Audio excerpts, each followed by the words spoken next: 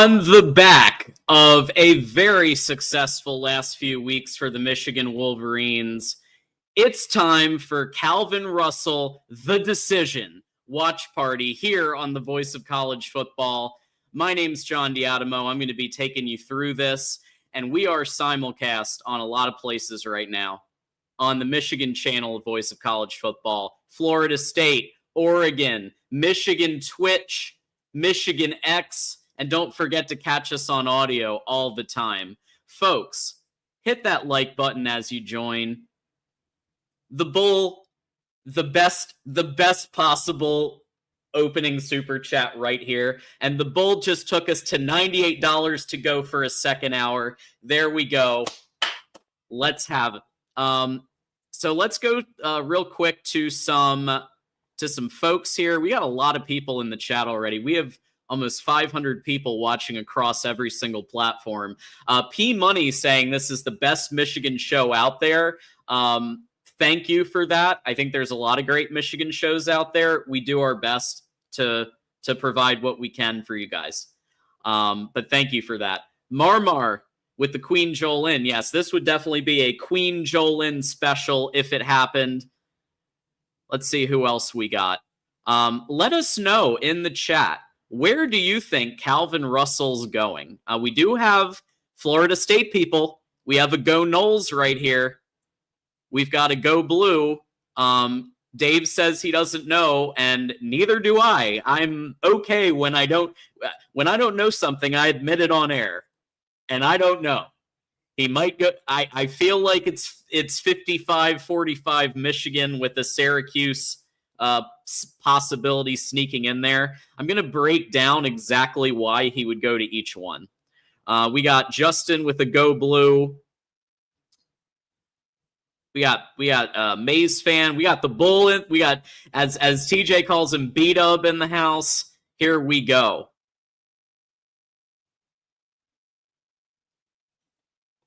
Before we get to some of the topics I have prepped, Bull has this question. Some people are talking, and I feel like you're moving the goal. I feel like people are just clowning me on this at this point. Like, I don't even think it's serious. Let me be very clear. If Calvin Russell commits, I will apologize to absolutely nobody. That's right, folks. I apologize to nobody. Why? Because I never said anything about recruiting. Brady Hoke could recruit. Brady Hoke recruited great. At least for the first year or two, he was recruiting some very high classes. Brady Hoke did a great job recruiting. It's not just that, right? It's on the field performance. And I know Bull's just taking the piss right now, as they say in London, taking the piss. But like people are saying it for real, and it's hilarious because people are saying I have like a vendetta against Ron Bellamy. I do not.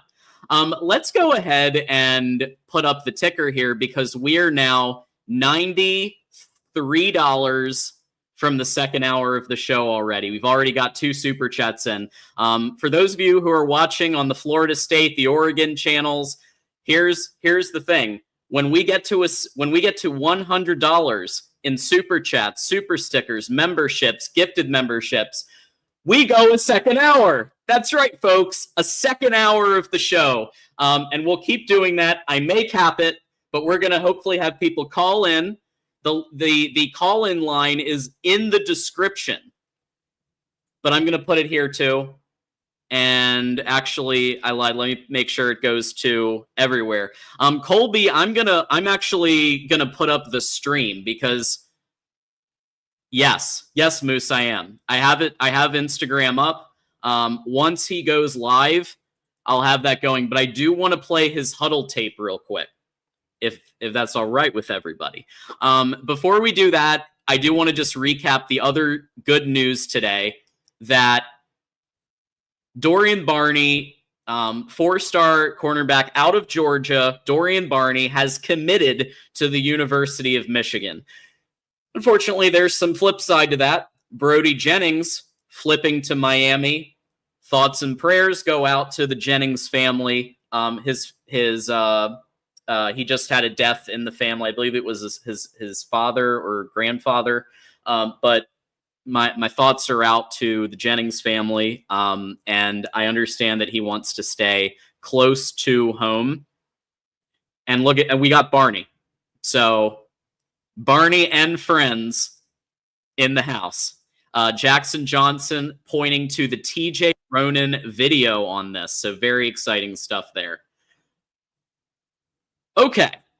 So with that said, let's go ahead and look and break down the Calvin Russell of it all. So Calvin Russell is 6'5". He's 195 pounds. He is the 247 Sports Composite #5 wide receiver in this 2026 class. Last year, he went for 39 pass completions, 704 yards, 13 touchdowns, and let's not forget 2 rushing touchdowns. That's right, folks. Also coached by Teddy Bridgewater. Teddy Bridgewater. Which I thought was a fun fact. Teddy Bridgewater's a coach now, and they went and they won a championship. So very exciting that has happened. Let's go ahead and go to his tape. So here he is, and remember, this kid has a 6'10" wingspan. Here we go. First throw here. Look at that separation. Remember how I said I've kind of criticized the wide receivers in the past for lack of separation? There's some separation right there. He's able to run the ball with great speed. He's a dual sport athlete, folks. He is a dual sport athlete. He's playing football. He also wants to play basketball. Dusty May has been building a relationship with him since the 9th grade. So this is what's happening here. And there's that, just able to get that little bit of get off to make that completion happen there. But this is the type of player that Michigan can expect. And you see, this is why I wanted to go live a little early, because I wanted to play his full huddle tape, to really break it down before we get to the Instagram live that Russell will have up there. And here we go with a really great opportunity there. This is the type of player that Michigan needs. And with some of the other wide receivers who have committed, like Travis Johnson, who just committed the other day, these two could be a dynamic duo among the likes of which Michigan hasn't seen in maybe 30 years.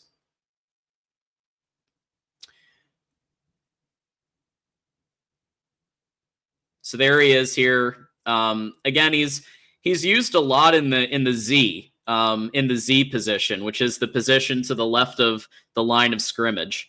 And I think he does a really great job in the Z position.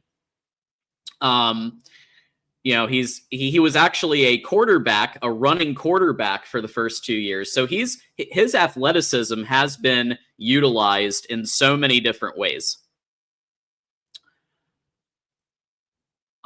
Moose says, do you know who he reminds me of, John? I'm going to say it, Calvin Johnson. So very exciting there. All right.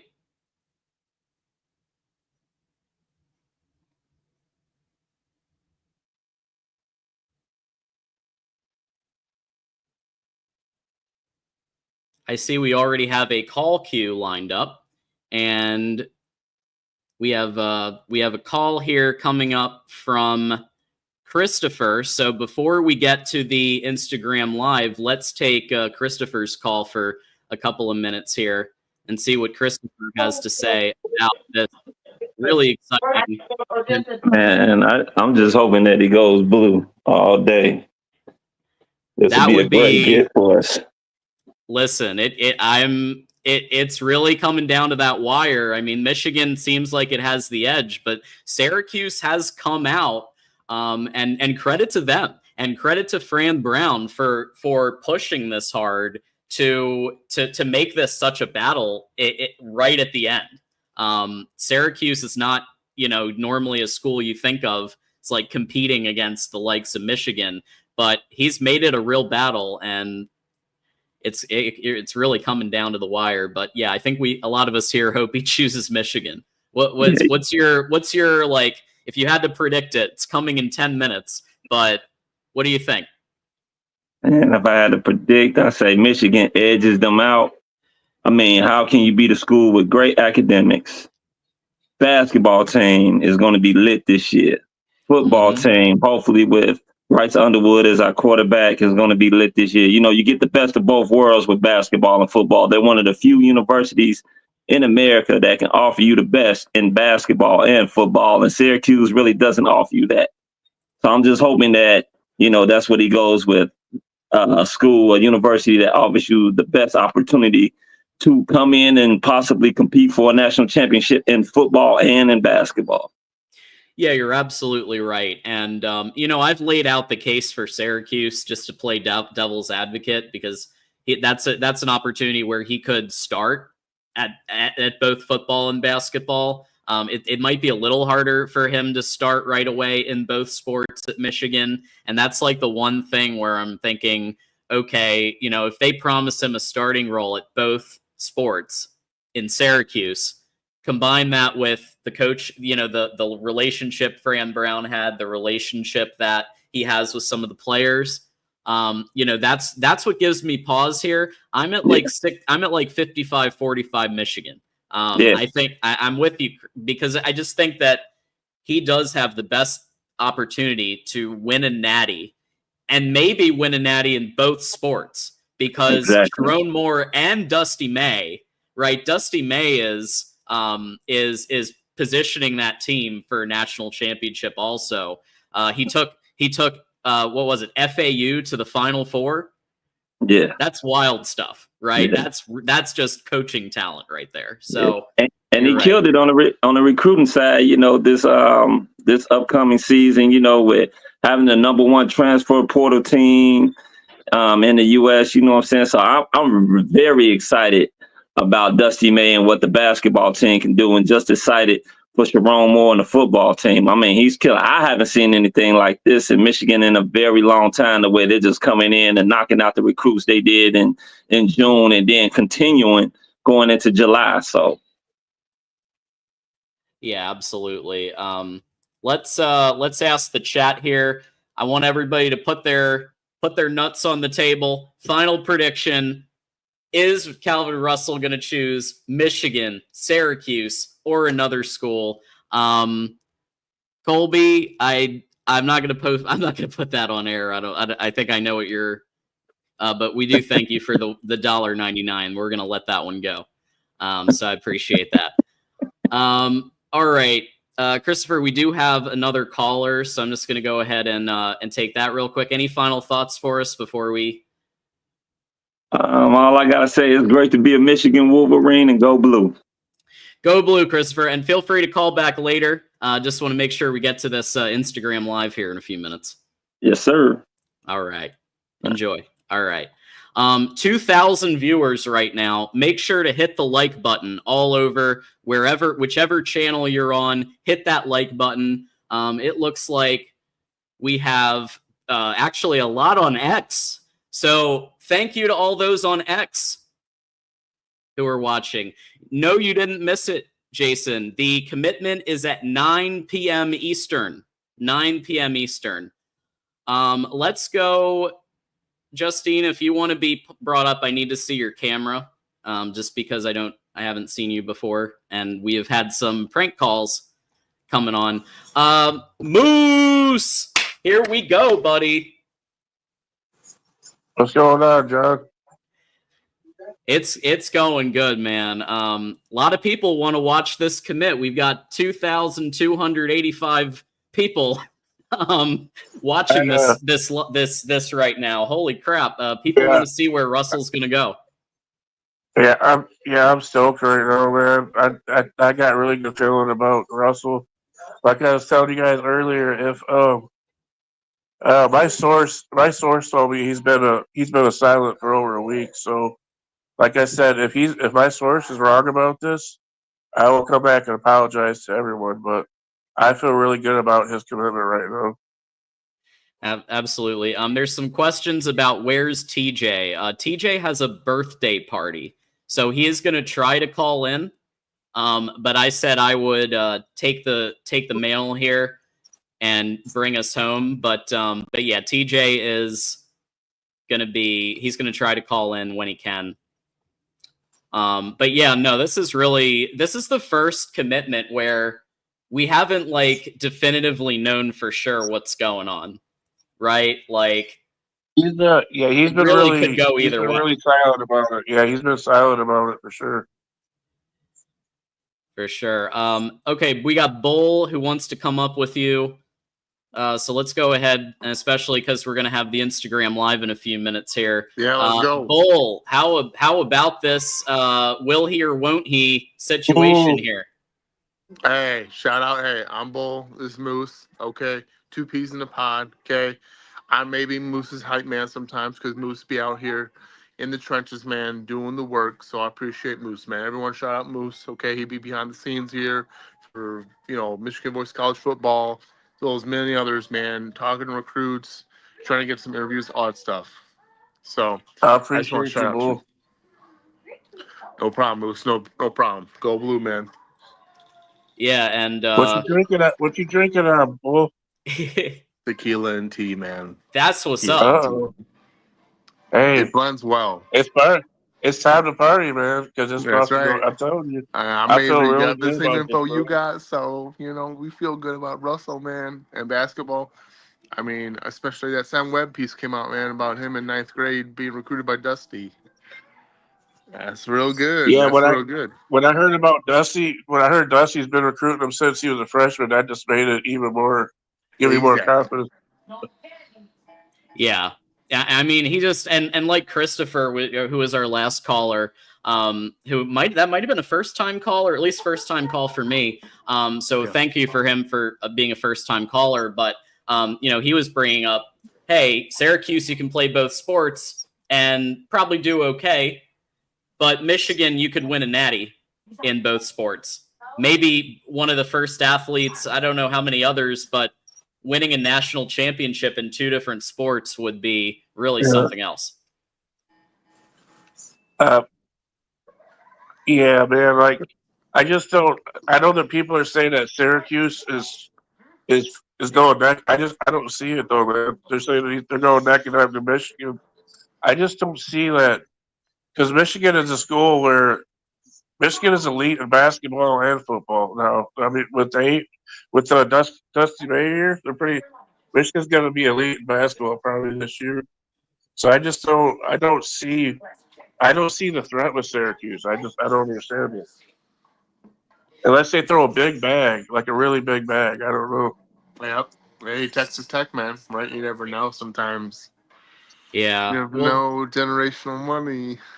Yeah, so Fran Brown apparently has been doing a really good job with the relationship building with the Russells. And a couple of things that we need to remember, like Syracuse does not have a very high class, and they could put a decent chunk of their NIL money towards this guy. Whereas Michigan, even though we have significantly more NIL money, like one of the top stashes, thanks to the Ellisons, right? Shout out to the Ellisons and Jolene Ellison for stepping up here. But at the end of the day, like Syracuse can funnel a lot of money to this guy. So that's something. He can maybe be a starter in both sports there. Whereas Michigan, he's gonna have to fight for it a little bit more. Like he's gonna have to fight against Travis Johnson. He's gonna have to fight against Andrew Marsh and Channing Goodwin and the people that will still be around in 26. I honestly think that Oregon. I'm more worried about Oregon than I am Syracuse. Yeah, because they have the money. They have the money, and they got the elite football, and they're pretty good at basketball too. I mean, they're probably not as good as Michigan, but they're still pretty good. Luke Spalding with the $5. Is he ranked in basketball? I think he's all blue. Keep up the good work, John and TJ. Thanks so much, and we'll pass that on to TJ. I don't. So is he ranked in basketball? I am not sure. I know his football ranking. And I know he plays basketball. I feel like he should be if Dusty was recruiting him at FAU his freshman year. So. Can we go to? We can't go to his live now because it's not. I don't see it up yet. If someone has the link, all these but I'm. recruits, man, been wild today. I don't know if you got. I mean, it was. If you guys saw the Barney recruit, I like commitment know. ceremony, that was hilarious, dude. I don't Yeah, it know. was. I don't know how you hijack a known broadcast like that. I don't know how you hijack that, but it looked like he hijacked it, and then he was like, "I'm dipping," and then his family recorded everything after the fact. It He was was like, funny. "Screw you guys! I'm doing my own But thing." what was fun? So it was funny that all you saw in Barney's video, commencement video of him, admitting to us, was beige siding, which okay, fire, I guess, needs gutters, all right. But then someone showed the video of what he actually did. He actually raised his garage doors automatically up, and boom, it was a big old committed go blue, maize and blue balloons, bro. It was awesome. I'm gonna lie, it's pretty. That was pretty dope, man. What he did. That's Yeah, pretty cool. it was. That is. We just got a comment from Mark Rogers, voice of college football, the owner of all of this, and love the 1,300. Mark, it's not just 13. There's about 3,500 people watching my Twitter right now. Oh So wow! yeah. On Twitter. So You yeah, want to say go blue? Wow, that's crazy. we're Yeah. broadcast. Go blue. Absolutely. Let's see go. here. John, you showing the commitment. I am trying to find. I'm trying to refresh his Instagram. It's still not live. Yeah, If you never know. somebody Yeah. sees These it, then commitment videos, man, you never know. Heck, Travis was 30 minutes after the fact. It said 12 o'clock. He didn't commit till. The stream was up at like 12:05. Then commit at 12:30. So it take time. yeah, Colby, John. I know it's Harry. As in like the possibilities of getting him. I mean, it's an interesting thing because with Travis Johnson committing, I don't know if that changes the dynamic. If this guy is a dog and he wants to work, then he'd probably welcome the challenge. Yeah, I think. I think Travis Johnson is the most polished wide receiver we got because I think he's the more ready one because he runs Agreed. routes really, really good. He does. He's got quickness. He's got really good hands. I think that Calvin Russell has the highest ceiling out of any other receiver He if we can does. get him. Yeah, the only Sky's thing the I, limit I for that see kid. with Russell, I agree with that, Moose, is he has speed, he has size. It's just he's always played both sports. So that's a lot of work to be done in the off season during the summer to work on. So if he committed to one, you could see him, the sky's the limit. It looks like he wants to really play both. So you just have to sometimes take the athleticism, coach him when you can, and I think even his 7-on-7 coach had said that his body control and stuff he does at his size is just astonishing to him. Like just squaring up hips to catching balls that almost seem uncatchable. He does a very good job of doing that at his size and speed. Yeah. Yeah, well, yeah, Russell. I was looking it up. 6'10" wingspan. He's got a big wingspan. He's also got the separation that Michigan desperately needs. Right? You need players who can do Yeah, that, who can go and get the ball. We just haven't been seeing that the last few years with overall. yeah, that's why I said he reminds me of Calvin Johnson because the separation he gets from defenders and how he can get really up and hype with the ball and get the ball. That's unfair. What is he? He's 6'5.5". He's almost 6'6". Yeah. It's just Yeah. crazy for a kid his age to be that tall. Yeah, 6 foot. That's what we miss need though. Like higher height wide right. receivers. He's a mismatch to anybody he goes up against, basically. Hey, as of right now, man, not many people on Michigan's roster are over 6 foot or 6'1". So very few, right? That we recruited. What we recruited has been fairly short. What we brought in through transfer portal is a little different, but Well, we're trying. both Folks, the I kids have say we a don't. sorry We guys, don't have tall. I have a quick update from Steve Wiltfong. He's running a little late. 9:15 apparently is the new time. I guess last second phone calls trying to probably secure this. Sorry, Moose, I interrupted you, but I just wanted to make sure people knew that. You're fine. You're fine, Joe. But I was just saying that they can't say that Michigan's got short wide receivers anymore. We get Russell, he's almost 6'6".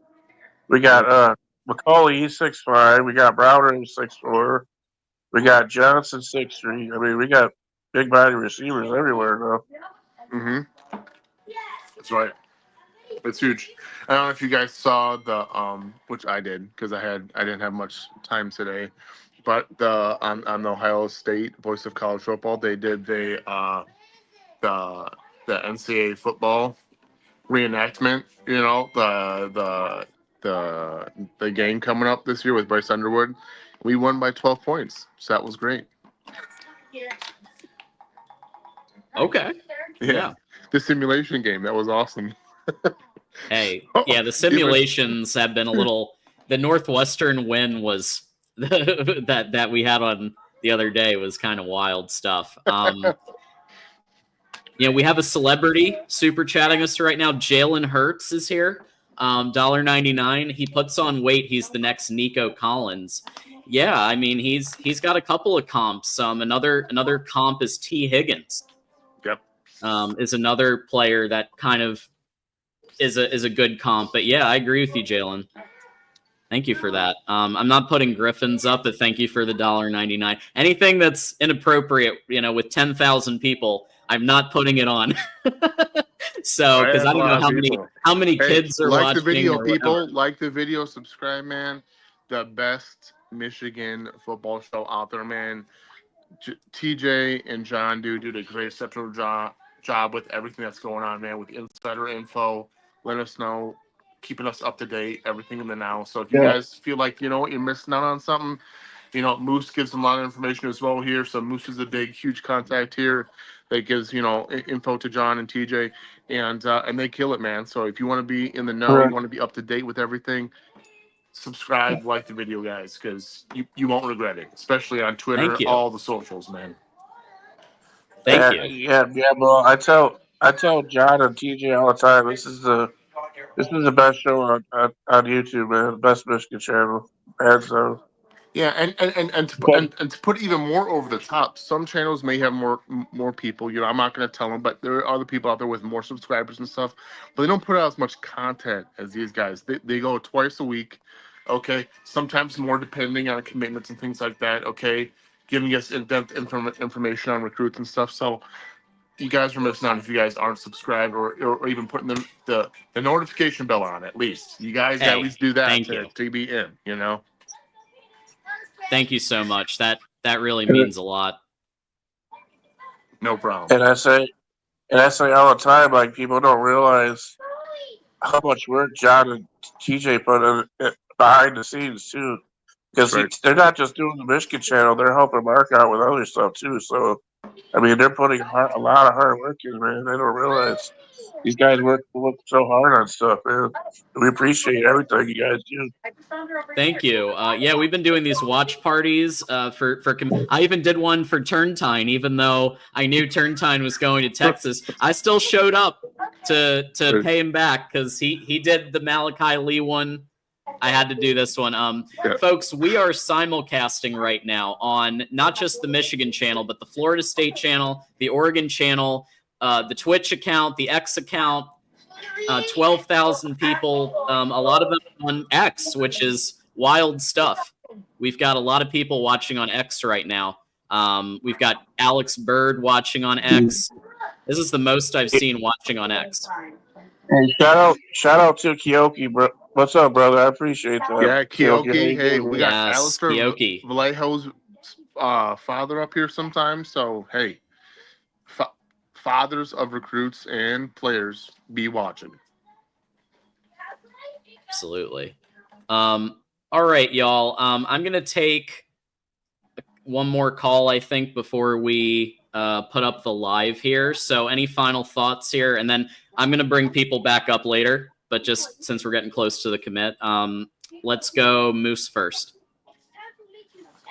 I'm just waiting for Calvin to say Michigan, man, because I feel really good about this tonight. So, hey, whatever happens, we had a shot either way. But I feel really good about this, John. So I think we're gonna get them tonight. That would be incredible. Go Blue Moose, and like I said, come back around and we'll bring you back up later. Okay. No problem. All right.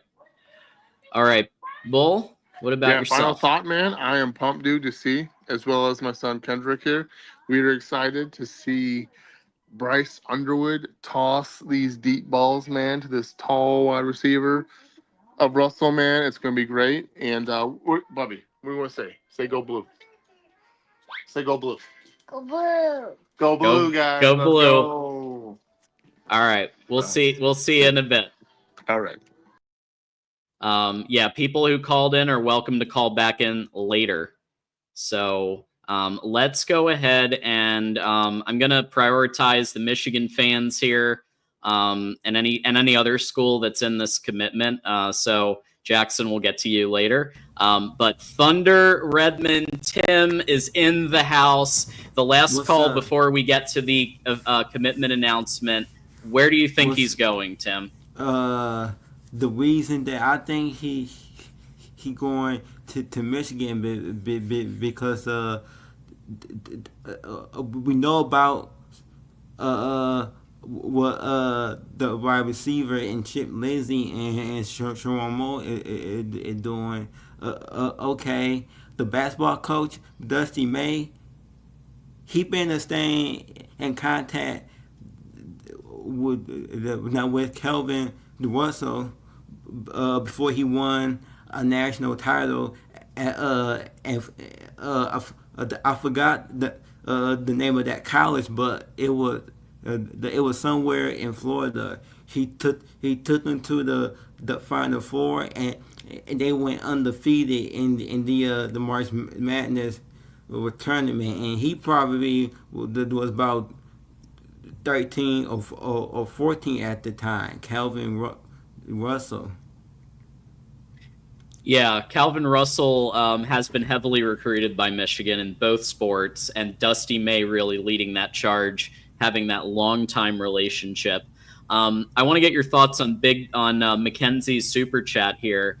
I can't wait for the Buckeye tears if he commits to Michigan. Think Michigan ends with a better class than Ohio State. If so, more wins and natty soon. Do you think Michigan could wind up with a better class than Ohio State in 2026? They need to get Calvin and Hyder. Yeah, they definitely do. And okay, to maintain it, they're gonna need to flip some players. Yeah, for I sure. have heard some word that they still trying to go after the 5-star tackle that Bryce wanted to play with. He came in and took a visit that might have been March or April, but they wasn't ready to give out numbers yet. So that's why he went to the Hurricane. There's rumors that when they get done with these 2 5-star, they're gonna try their hardest to bring them to a football game and convince them to flip, but that's just rumors from Juju. Sure. But yeah, well, Juju knows a thing. I mean, he knows a thing or two about this stuff. I will say that he's good at this. Ben, this is a good one also to ask you. So any concerns that a young coaching staff will have a hard time handling all these blue chips? Ben, you know that Soup Campbell is helping out with the wide receivers. Soup Campbell, who was the wide receivers coach from 1995 to 2007. So young coaching staff, I don't think so. But I get what you're saying overall. But I actually think that any issues with them being young are counteracted by the fact that Sharon Moore is a damn good recruiter. He's a charismatic guy. He relates to the players a lot. And look, I love Jim Harbaugh. Tim, you know I love me some Jim Harbaugh. I got him on my wall, okay? But let's be real. Sharon Moore relates better to most I recruits remember than Jim Harbaugh. in 21, Lamar Morgan. Now he was he was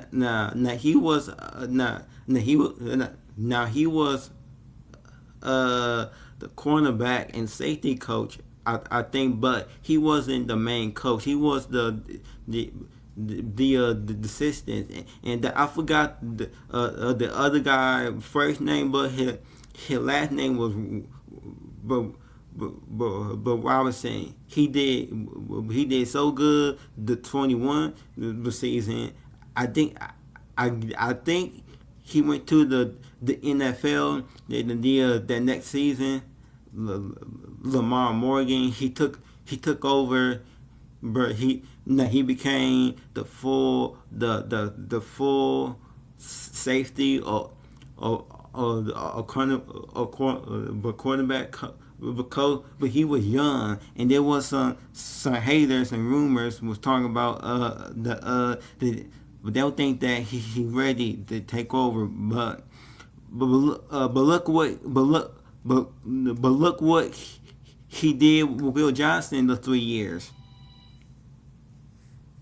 We all know that he should have been a first round player, but his injury and no team trusted him to be a 5-star. I meant to say a first round player coming out after a season ending injury, but nobody had faith in him to be a first round, but Yeah. and how do you feel about I know that there's been a few days, but okay, some days I still be thinking about that comment that JJ Smith made. That comment. I think that all of the comments we heard from the JTs and Jack and all those players, I feel like the JJ Smith, now his comment, I feel like he took it too far because he begging not to lose. He begging. Yeah. Like, Promises like, that as long as he's like, still with Michigan, it was still with Ohio State. Jeremiah Smith has said he does not want to lose to Michigan again. He will not lose to Michigan again. And let's be honest, JJ McCarthy said a similar thing. Zach Smith talked about that so these things are said, and I get it. Jeremiah Smith, and I'm going to give him his flowers here. He's one of the best wide receivers I've ever seen. The only team that was really able to lock him up was Michigan. When he went to the playoffs, Texas, it was lights out. In Texas, yeah, they Texas locked him up. Texas did a better job defensively than a lot of teams did, for sure. Thank you, voice of college football. Who locked them up better? Who do you think who did a better job? I mean, I'm biased. I'm going to say Michigan. Just because I think Wink had a game plan that was strong. Remember, Michigan was operating with half a deck. Michigan had a running back and a defense, and was able to bracket and just contain Jeremiah Smith enough to win. And really, Jeremiah Smith did get some action, right? He wasn't completely out of the game, but I think Michigan's defense was one of the best. So yeah, who going to take over the catchphrase that Donovan Edwards? Ever since his first win, he always say that we're never losing. Yeah. The Bull says like and subscribe. This channel is in the up-to-date info. Thank you, Bull. Michigan 2-4. This is a big one, Tim. Michigan 2403, $5. Listening to y'all for a long time. Just join the Connor Stallions level. That's our highest level of membership, because you guys shoot it straight. Love y'all. Keep it up. And I'm just going to post that too. Michigan 2403 joining the Connor Stallions tier, $9.99 tier of membership. Thank you so much for that. Colby, Colby, you got to do a super chat that's not inappropriate, and then I'll put it up. I appreciate the contributions, but we have, 21,000 views on this. So I can't, I don't know how many kids are watching. Let's just be cool, people. I started something new on my channel. I started this thing where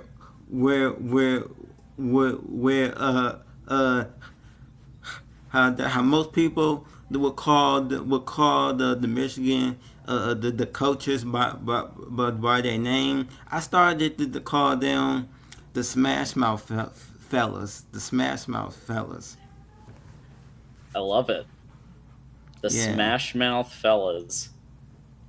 Put that up there with my nickname for the offense and what the offense is going to be. Let's see. Still waiting. I promise y'all, the second it says live on Calvin Russell's Instagram, I will be posting it. I promise you. I ran into some Michigan some Michigan fans today on our way back from vacation, because we was at that Michigan Adventures, but I didn't tell them my channel, but I noticed because they had on some Michigan gear, and I asked them, are y'all a Michigan Wolverine fan? And they told me yeah, okay, yes, but that place was crowded, but I never got a chance to show them a few channels that they could stay up the date with, even my channel, but I had a blast, and everybody's 4th of July was pretty good, but I'm back now, so. Yeah, so I want everybody to subscribe to Thunder Redmond's Michigan football show. All right, if you haven't yet, Jackson Johnson, who is our Alabama host. So that's right, folks. We got Alabama people in here. We got Ohio State people in here. Florida State. I saw some Go Noles. I saw some Go Ducks. We got Oregon in here. Syracuse. I don't think we have a channel yet for Syracuse, but it's coming. I'm sure. Alabama calling show Thursday night before we left out of town, but for Friday morning, and me and Dan, we got into a little beef. A beef with Dan.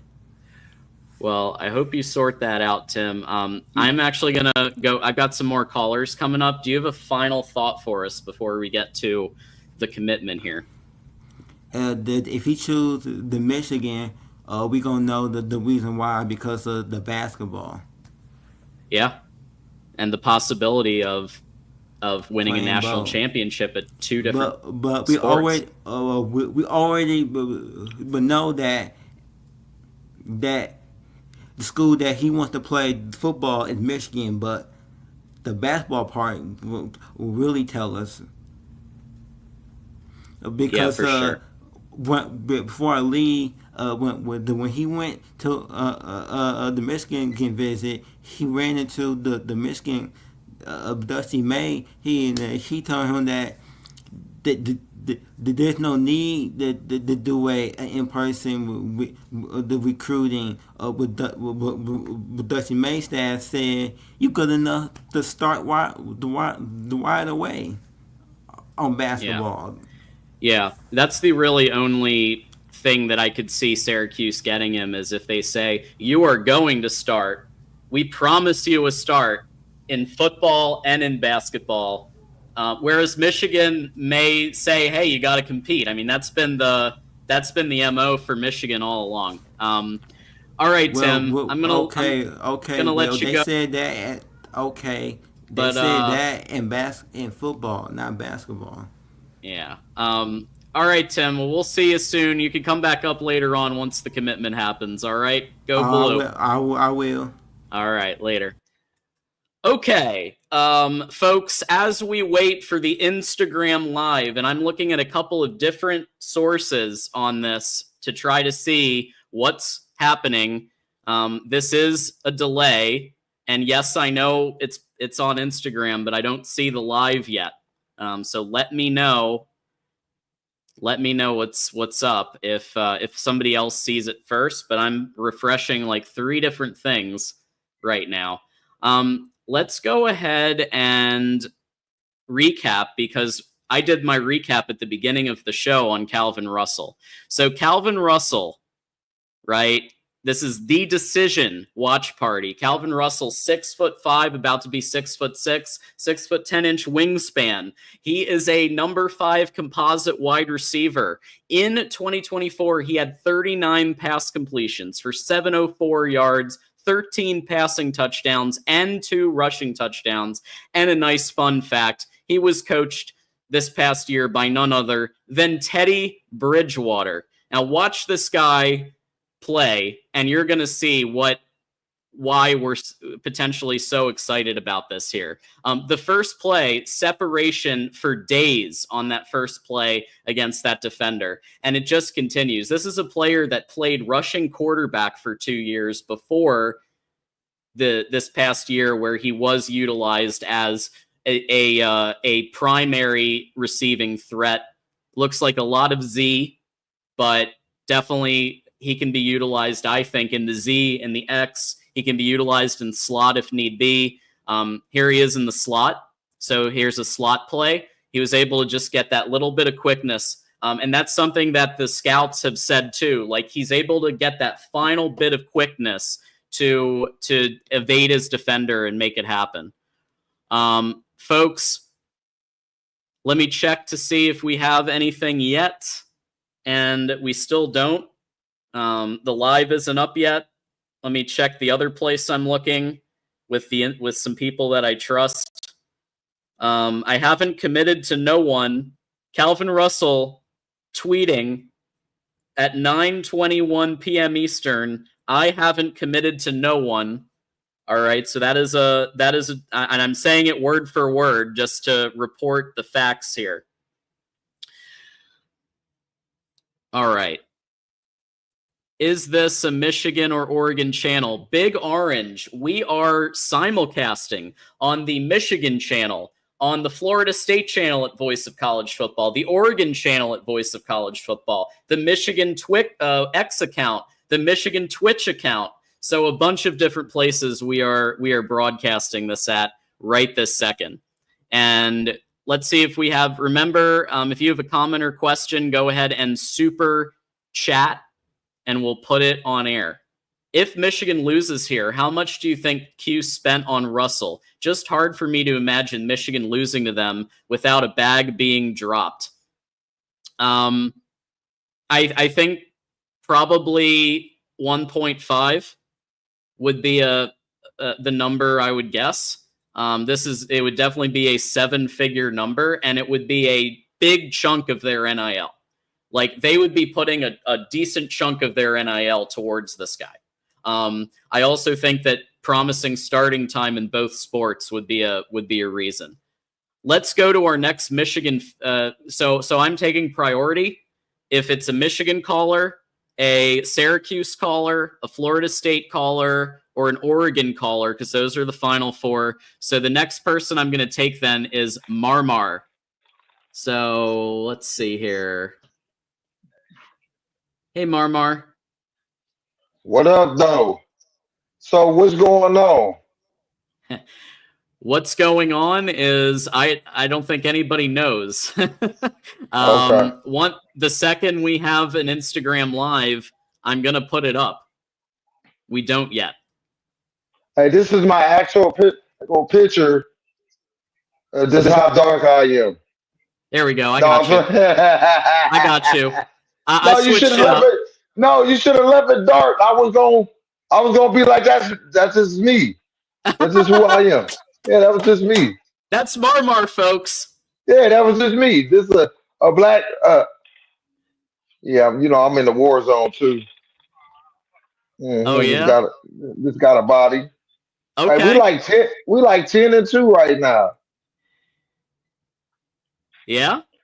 Hey, John, you gotta play with us, man. You gotta drop into the war zone with us. Okay. All right. Yeah, man. Yeah. Maybe I will. Are you on Xbox or are you on PlayStation? No, I'm on PlayStation. The best station out there is Play. You know what I'm saying? We don't do Xbox. You know what I'm saying? The guy that created Xbox wanted to turn doo doo into water.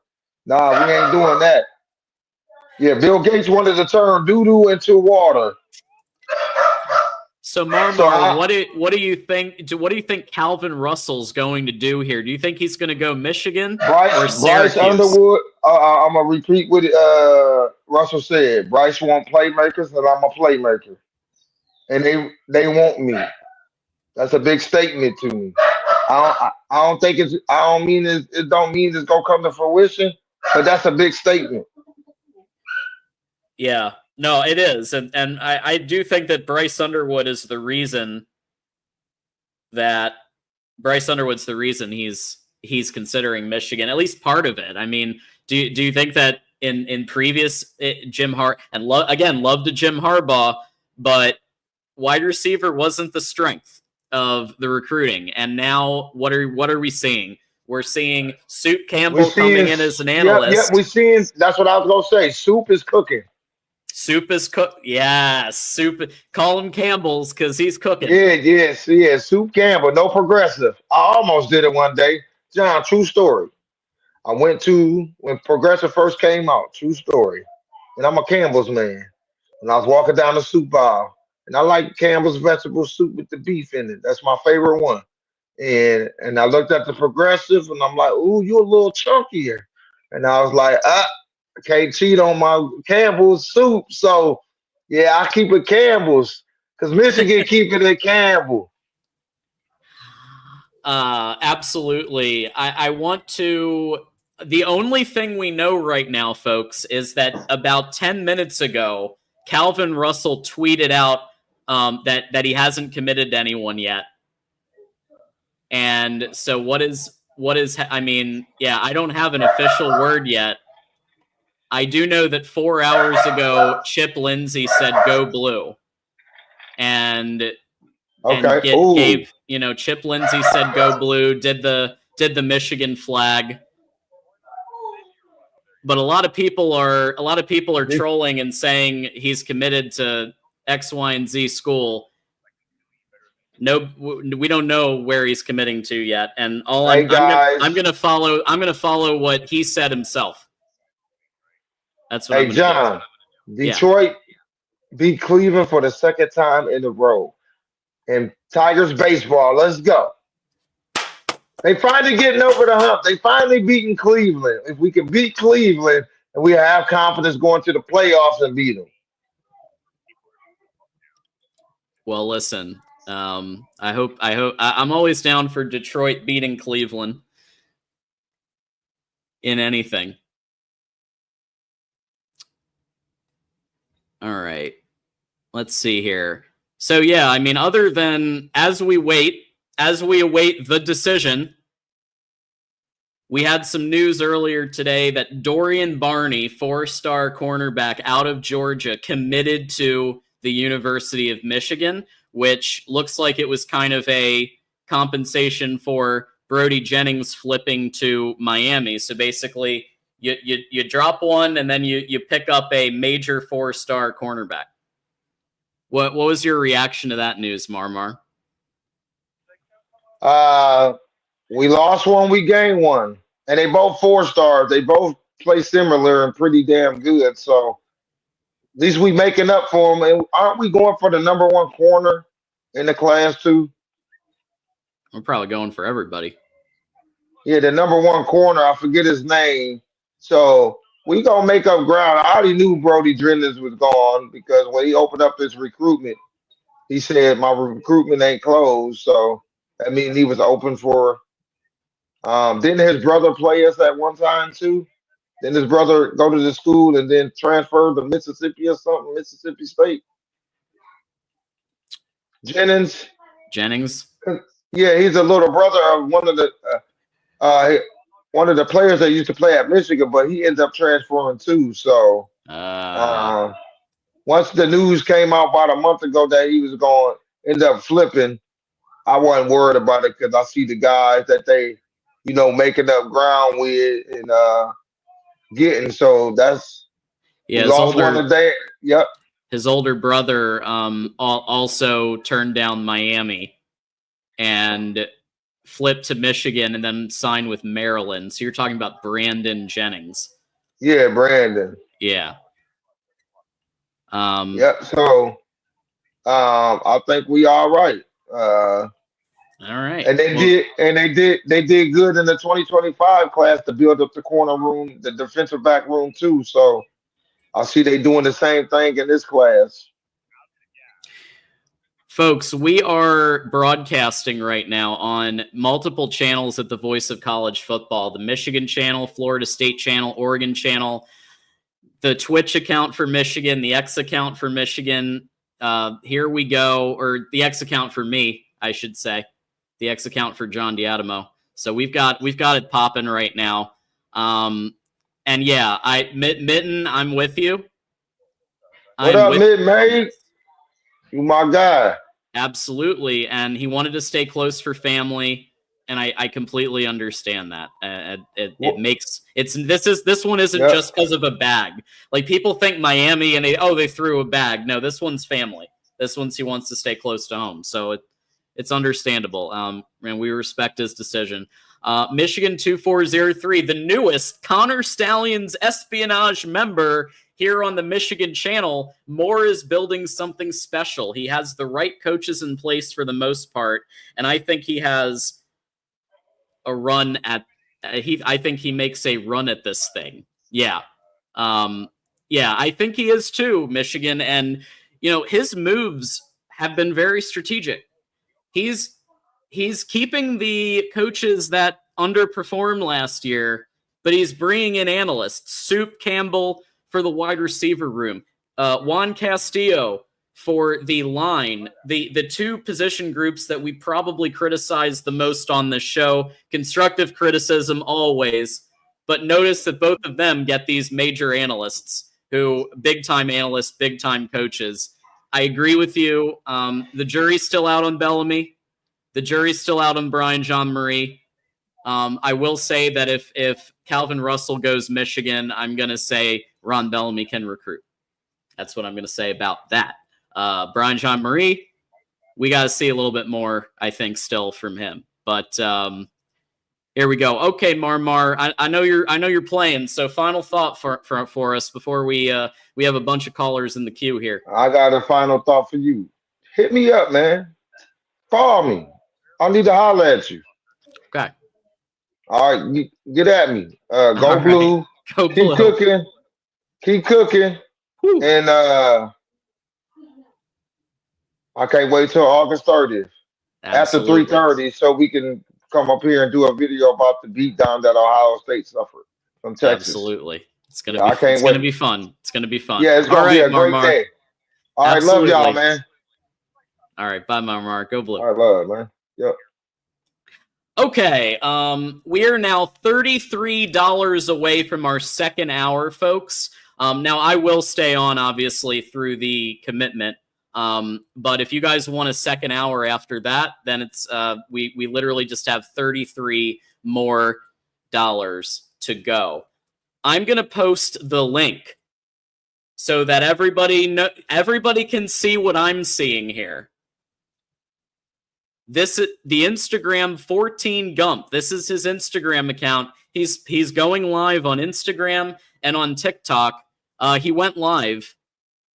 Moose, you said he went live?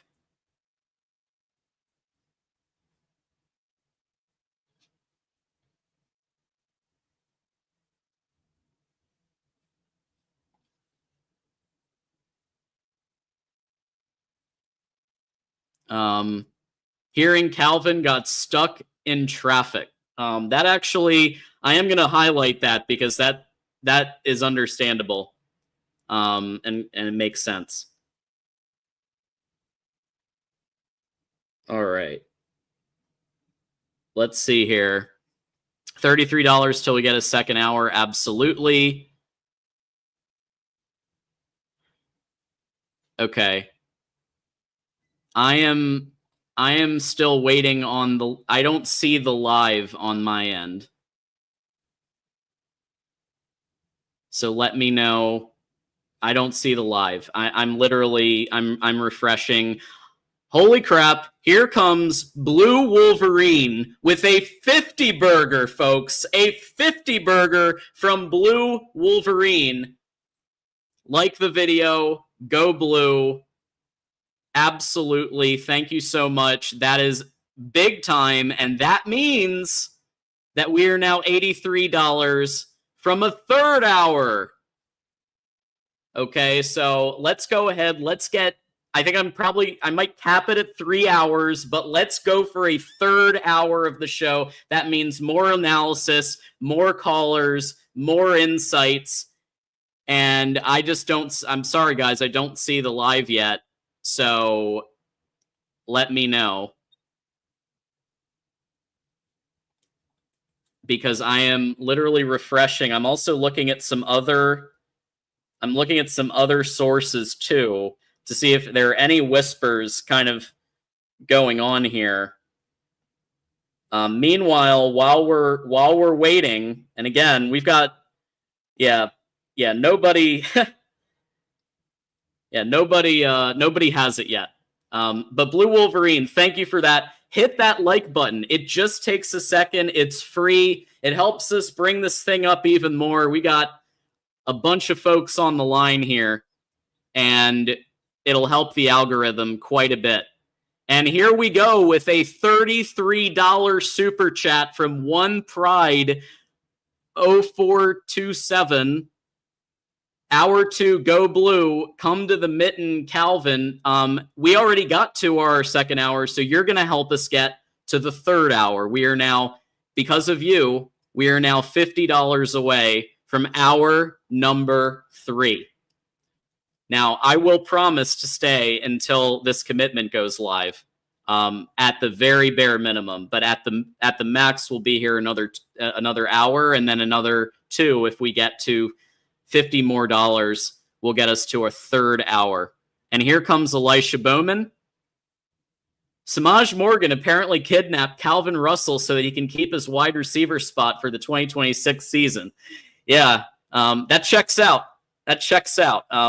Breaking news from Elisha Bowman there. We are now $45 away from a third hour. So if he's live, I need somebody to post... Let's see.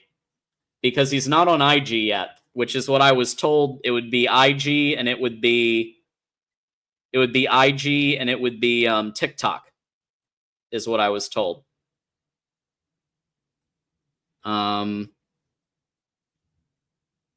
Okay, I'm assuming this video, the Calvin Russell commitment live from Section 104 Miami, is the video. I'm assuming that's what it is. And right now, they're just partying.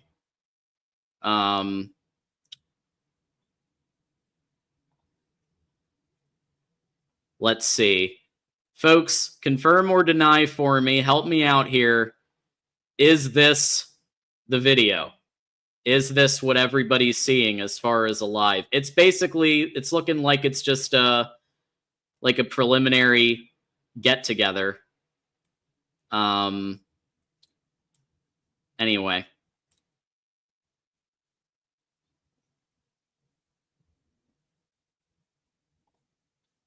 Okay. Holy crap, here we go. So we've got Michigan 2403 with the 50 burger. We've hit 3 hours. And that is where we're gonna... Third hour unlocked. We're not gonna do an all night today, but I am promising you 3 hours of the show. So thank you so much for 3 hours of the show. Let's read the super chat. Third hour, let's go, baby. Go blue. Go blue, Michigan 2403. Cody Frazier with the 5. Need this one, boys. Absolutely. Go blue, Calvin. Super genius with the 50 burger. Let's go. That's what I'm talking about here. 50 burgers. Jeremy Clore with the $1.99. Thank you so much. And like I said, we are guaranteed to be going 3 hours, which means we'll have more calls, we'll have more analysis, and while we wait, I'm going to recap where we're at here. And if somebody has something, I will. I'm still refreshing everywhere. We are live right now on 6 different platforms, and we are all waiting for this announcement. We are simulcasting on every team channel that I was able to hit the button for, who is in the mix. Michigan, Florida State, Oregon. If we can get into Syracuse, I can add that too. But Kenji Davis says the Suckeye channel doesn't have this much excitement. Go blue. Kenji, thank you so much. I'm going to say this to be fair to Garrison and the team. They're hustling. They are. They're doing a great job. They're hustling. Do I agree with them on matters of football? Almost never. But I respect the hustle. Massive show, absolutely. So, yeah, Sam Webb had said that Calvin Russell is stuck in traffic. So, not much you can do about that. Sometimes traffic happens, and a lot of people are saying he's committed to X, Y, and Z place, and we don't know. I don't have that confirmed by an actual media source or insider yet. Elisha Bowman with the $2. Go ahead and subscribe. Sarah Excuse fans. Russell has not made an appearance as guests continue to arrive. So we are still waiting for Calvin Russell to physically appear at the venue. Jeremy Clore, $4.99. Feel like Russell will catch many touchdowns and even throw a few touchdowns at Michigan. So let's go ahead for those of you just joining, because we continue to bring in more viewers as we go. I want to make sure everybody knows a little bit about Calvin Russell and why this is so important. Calvin Russell is 6'5". He is a 6 foot 10-inch wingspan. He is a number 5 composite wide receiver in the country. He's from Miami, Florida. Shout out, Northwestern High School. He is a 247 Sports 5-star. And as far as overall wide receivers, he is number 5 in the country for 247 Sports Composite. So as we wait for him, again, 2024, 39 pass completions for 704 yards, 13 touchdowns, 2 rushing touchdowns. And the film speaks for itself. And I think that when paired with somebody like a Travis Johnson, when paired with somebody like a Jalen Pyle, when paired with somebody like an Andrew Marsh, I think that this really explodes the pass game for Michigan when you compare it to a few years ago. And as you can see here, in this concept on the Z, there's your play action right there. Able to, there were 2 people trying to cover. He was able to get the ball. He has really good kind of final speed. He's able to get that final burst, kind of reminding me of Blake Corum in the run game. When he's in the run game, he's kind of Corum-like. Here's Calvin in the X position. On that route, he was able to just run past his defenders, get the ball. Here's Calvin Russell in the Z again, just able to run his route effectively. Nothing fancy there, just route running. That's it.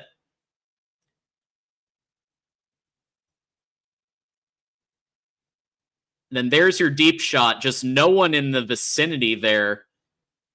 Calvin Russell able. Now, keep this in mind, folks. Calvin Russell is going to be playing against, assuming he goes to Michigan, he is going to be playing against defenders who are going to not miss their assignments so much, especially in the upper quartile of the Big Ten.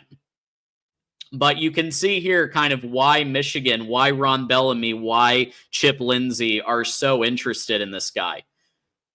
Again, another one from the Z there. Looked like kind of a slant concept there. We've got, let's see. And again, just a nice little play there. He's able to, like I said, he's able to be utilized in the run game. He was able to get 2 touchdowns on the ground. Let me check again here. Let's see where we're at. Got another 77 messages. Thank you to Leanne. Leanne is the recruiting analyst at Voice of College Football. Not the most finesse, but great body control. Makes a mismatch. Leanne, if you would like to call in, I'm going to post the call-in link right here in the various channels. Go ahead and call in, and we can chat up this guy. While we wait for Calvin Russell to appear in the building. That's what we're waiting on. And let's see. Jeremy, feel like Russell will catch many touchdowns and even throw a few touchdowns at Michigan. Yes, because remember, he played quarterback for 2 years. Brady the GOAT, longest watch party I've seen, kid. Brody, we were told 9 o'clock Eastern. So I went live at 8:36 to break it down. The last few commits happened right at the promised time. This one, due to traffic concerns, not so much. So it's out of our control. But we are going, no matter what, 3 hours. So he just arrived, apparently. Is that what I'm hearing? All right. So while we wait, let's bring on the next. Again, I'm taking callers that are from the schools that are in the mix here for Calvin Russell, which means the next caller is going to be Kinetic. Kinetic, go blue. What's up? This is like man. What is this? A reality show or a American Idol when we're waiting for the winner of American Idol and Ryan Seacrest says right after the break? Yeah, I mean, it's one of those things. It's bound to happen, but if it's this, there's always the chance like this could be just like a PR thing, get people waiting, get people wanting it, more people tune in, you drive the demand for it, So I don't know. I'm not saying he's doing it on purpose, but I'm not saying it either. Yeah. That would be an interesting PR move to make 32,000 viewers wait while and especially following that tweet or that post that you said he had. Thanks, Andrew Foster, for that sarcasm. But in that particular play, that's what it was. It wasn't a separation thing. It was literally just great route running. So each play, there was something different to point out, right? Fun fact, he was coached last year by Teddy Bridgewater. So wait, he went to the high school that Teddy coached at last year and won the state championship? The state championship. Mm-hmm. Nice. I didn't Northwestern know that. Awesome. in Miami, Florida. Yep. Yeah, I like Teddy. Yeah, it's very interesting. Yeah, he's a coach now. So I just want to point out to the people that don't know, and I'm not going to put the specifics out there, but don't have any ill will towards Brody Jennings. We kind of knew what was going to happen for the last couple months, based on something that happened close to home for him, and wish him the best of luck. It's not that we would have loved to have him, but sometimes things change. So, but yeah. So what are you feeling on this? You think are you feeling confident or? Well, I know what I'm feeling right now is that we've got the live. So let's go ahead and pop the Instagram live up here.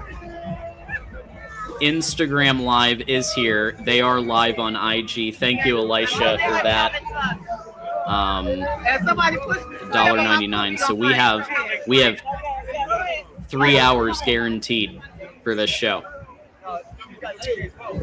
Yes, I know everybody. I got it. Don't worry. I got it. So they might or something. It looks like the lighting is I think it is like a night like kind of a nightclub situation, or not, maybe like a bar. They've got really good lighting. They're really playing this up like it's a LeBron the decision type of a situation. Hey, you know what? You only get to commit once most of the time. So we are moments away from finding out where Calvin Russell is going to be spent taking his talents. You know, it was. He's talking, so I'm going to go ahead and take it right to him if that's okay, and then I'll let you back. Yeah, you're good.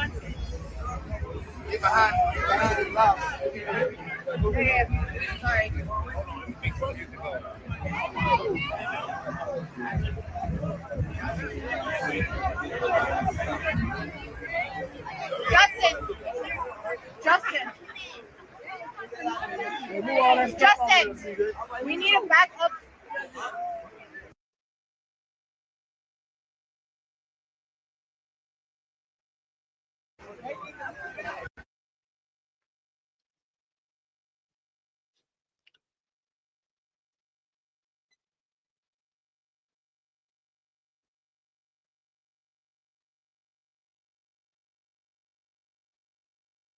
All right, looks like we've got some AV issues. I wasn't sure if that was just on my end or what. No. AV issues, because, yeah, the mic officially doesn't work. So this is a note to everybody. And so I've been in the events industry for 11 years. You always triple check your AV, making sure your mics work. You want to make sure you talk to your AV company before they leave, because sometimes they'll leave for their next job. Don't let them leave until you know that the microphones are working. So this is just a tip to anybody who's going to plan an event in the future. Triple check your AV. Make sure and have a backup mic too. Yeah, and even then, you still want to have like a sound guy in the building that can help in an emergency.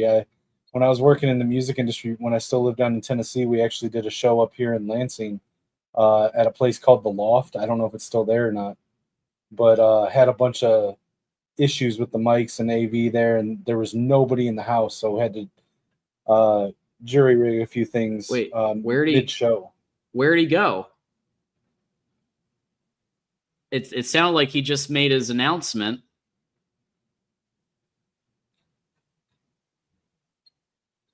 It looks like he is. Nobody's told him that we can't hear it.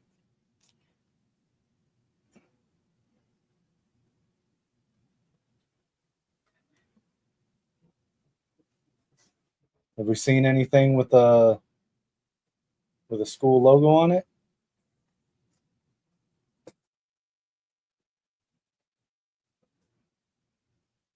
I'm waiting. Mike Ford is on his. Okay, it's Syracuse. According to. Okay.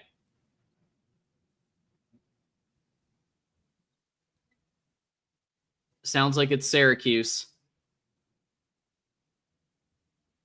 Let's see if there's any posts for it.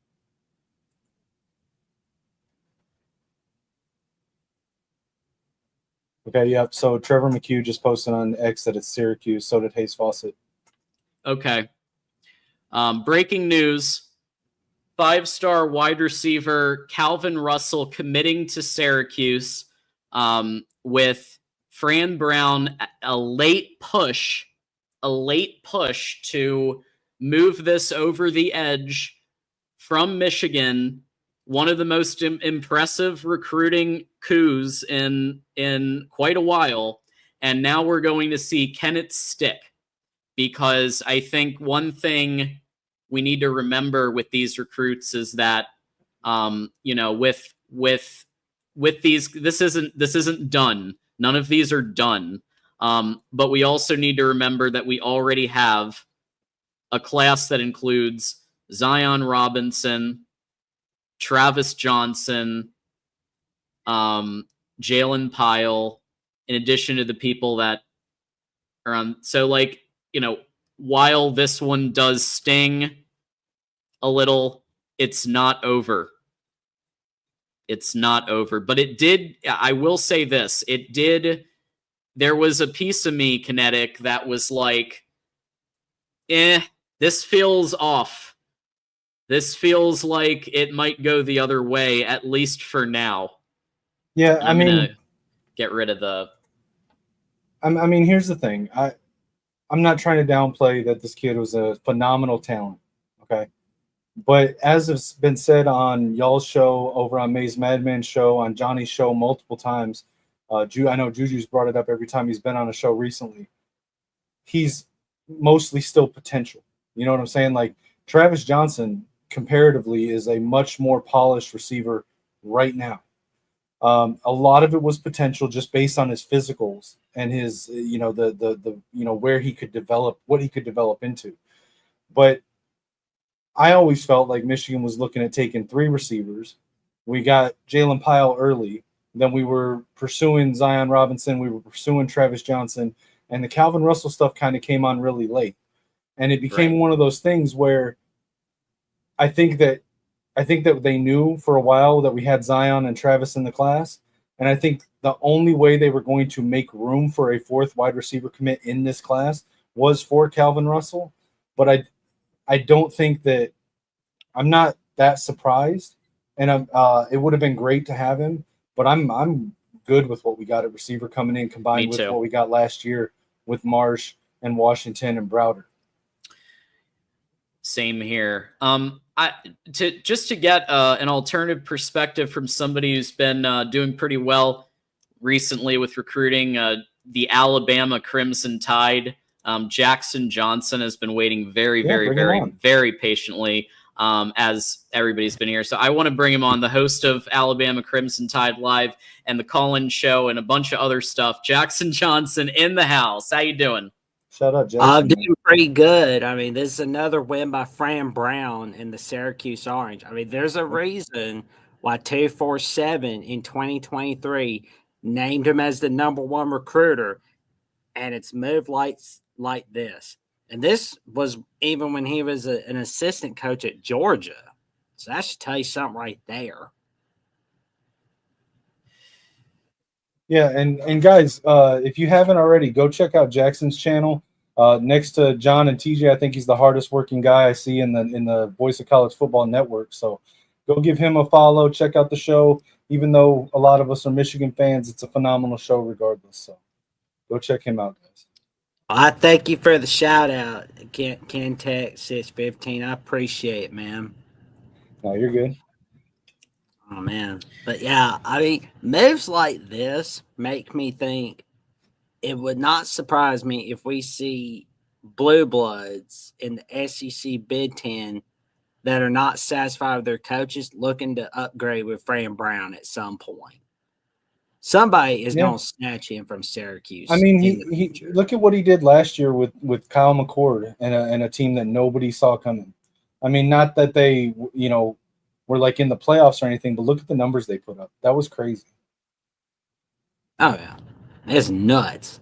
I mean, it was like a huge turnaround last season. Yep.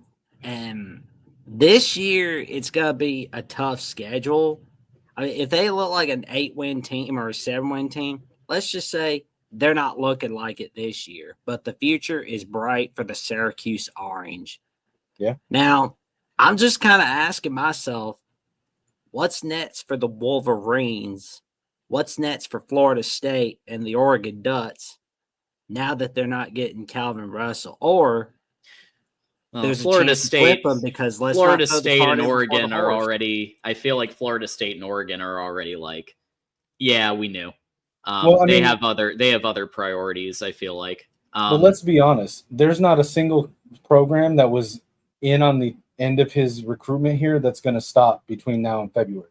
The recruitment of Calvin Russell isn't going to just stop today. No. I mean, I don't see it with a recruit with the ceiling like that, it's not going to stop. Let's remember, folks, that we have, and by we, I want to be clear, I mean Michigan, because we do have Oregon, Florida State channels simulcasting. There are multiple other wide receivers that are really good wide receivers that are in the class. And everybody, we talk about Travis Johnson, right? But also remember Zion Robinson committed, right? 6'3", Mansfield, Texas, and Travis Johnson, who I think Travis Johnson might be the best wide receiver in this class overall. And I know that that's a big statement, and I know that he's kind of behind in the, but like if you look at the film and where he's at compared to where some of the others, I think he's got a lot of room to like a very high ceiling potentially. And then of course Jalen Pyle is also severely committed. underrated. Jalen Pyle is so, I mean, just on the field, he's severely underrated, but I mean, he almost should be getting some recruiter credits on these on websites like Rivals and 247 for some of these commitments that we've been getting lately. Like he has been going so hard on the recruiting trail for his class. Yeah. So I'm going to say what I said at the beginning of the show when it comes to Ron Bellamy. And on the matter of my criticism of Ron Bellamy, I apologize to absolutely nobody. That's right, folks. Absolutely nobody. I do think he's made some great strides in recruiting. I think Travis Johnson was a great pickup. There's no question about that. There is clearly room for improvement. And I think they are going to keep working on Russell all the way up to signing day. But also, we still have to see those on-field adjustments and on-field improvements. And I'm not just talking about 2024 either. Well, let me ask you a question, though, because let's say we see improvement on the field and in development of the receivers. Does Bellamy even get the credit there? Because now we have Sue Campbell, and there can be a clear line of delineation between when we started getting better play on the field and development to when they brought Sue Campbell back. So I don't know that even then the full credit would go to Bellamy, but I will say credit to Ron Bellamy that we were even in the Calvin Russell recruitment because that came very late. And the fact that he got us into his final two, really, I think that should get a little bit of credit towards Ron Bellamy. Being able to get, with the handcuffs off of Jim Harbaugh's run heavy pass second or maybe even third offense. I think that he has shown some life. I mean, we always heard that he was a really good recruiter, and then we got Zion and Travis and right down to the wire with Calvin. I think you give him a little bit of credit, but I don't think he's completely off the hook. We need to see it consistently over the next two to three seasons. Absolutely. Real quick, we're just going to post. Kinetic has a GoFundMe, and so we're posting that on the various channels here. If you have a couple of bucks, him and his mom been going through a lot of medical issues, medical struggles, and but he dedicates a lot of time to Voice of College Football, to Maze Madman. So if you have a couple of bucks that you want to send them his way, absolutely appreciated. I really appreciate that, John. Things are really, really tight for us right now. So any assistance, any help that anyone can provide, even if it's just a couple dollars, I wouldn't ask anybody to give any more than they're able to and willing to. And if you have any questions, if you want any transparency and know what it's being used for, or details on what I'm going through, feel free to message me on X at Kinetic615. I'm happy to answer any questions and be transparent about it. Sure. But I appreciate that, John. Thank you. Absolutely. Monday Morning Rager with the 2. I'm excited to see who we put these resources in. I guess instead of Calvin Russell, now there's resources for others. That's true. I mean, I think that this possibility was game planned by Bellamy and by Sharon and Chip Lindsey. I'm sure that they had this possibility in mind. They're going to keep going after this guy all the way to, like, this isn't over. But credit to Fran Brown. Credit to, see, here's why, like, just to break it down. I do have Syracuse at 8-4 in 2025. Kyle McCord is gone. I'm not really convinced that they have the replacement. Kyle McCord was on a mission last year to prove that what happened at Ohio State, like in some of the heat that he got at Ohio State, he's still a really, really strong quarterback. That's why he was taken above Will Howard in the NFL draft. But the reasons why Syracuse, Fran Brown relationship, they have a really good relationship. Count the Russells, Fran Brown. Playing time in both sports. I have a theory, and remember I said this at the beginning of the show, that I thought if Russell picks Syracuse, it's because he's being promised a start in both sports. And that's a tough thing to overcome because you know how Michigan is. Michigan's a meritocracy. So we can say that if you performed your best ability and you outperform the others, that you're going to get starting time. And there are 3 wide receiver positions, obviously, X, Y, and Z, X, slot, and Z. But at the same time, still got to earn it. And I'm thinking maybe this, and again, this is speculation, but if he was promised to start in football and start in basketball, that's a tough thing to overcome. He's got friends in the program, and I also predict that Syracuse has a decent chunk of NIL that they haven't used yet, that they were kind of baking for Calvin Russell.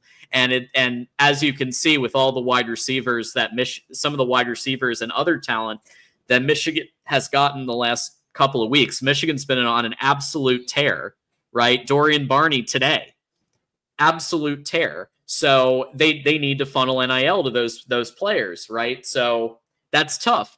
Calvin Russell can have a decent chunk of the pie at Syracuse, right? Because they got a lot of 3 stars, right, that are probably not making a ton of NIL. So more wiggle room to give Calvin Russell a higher package.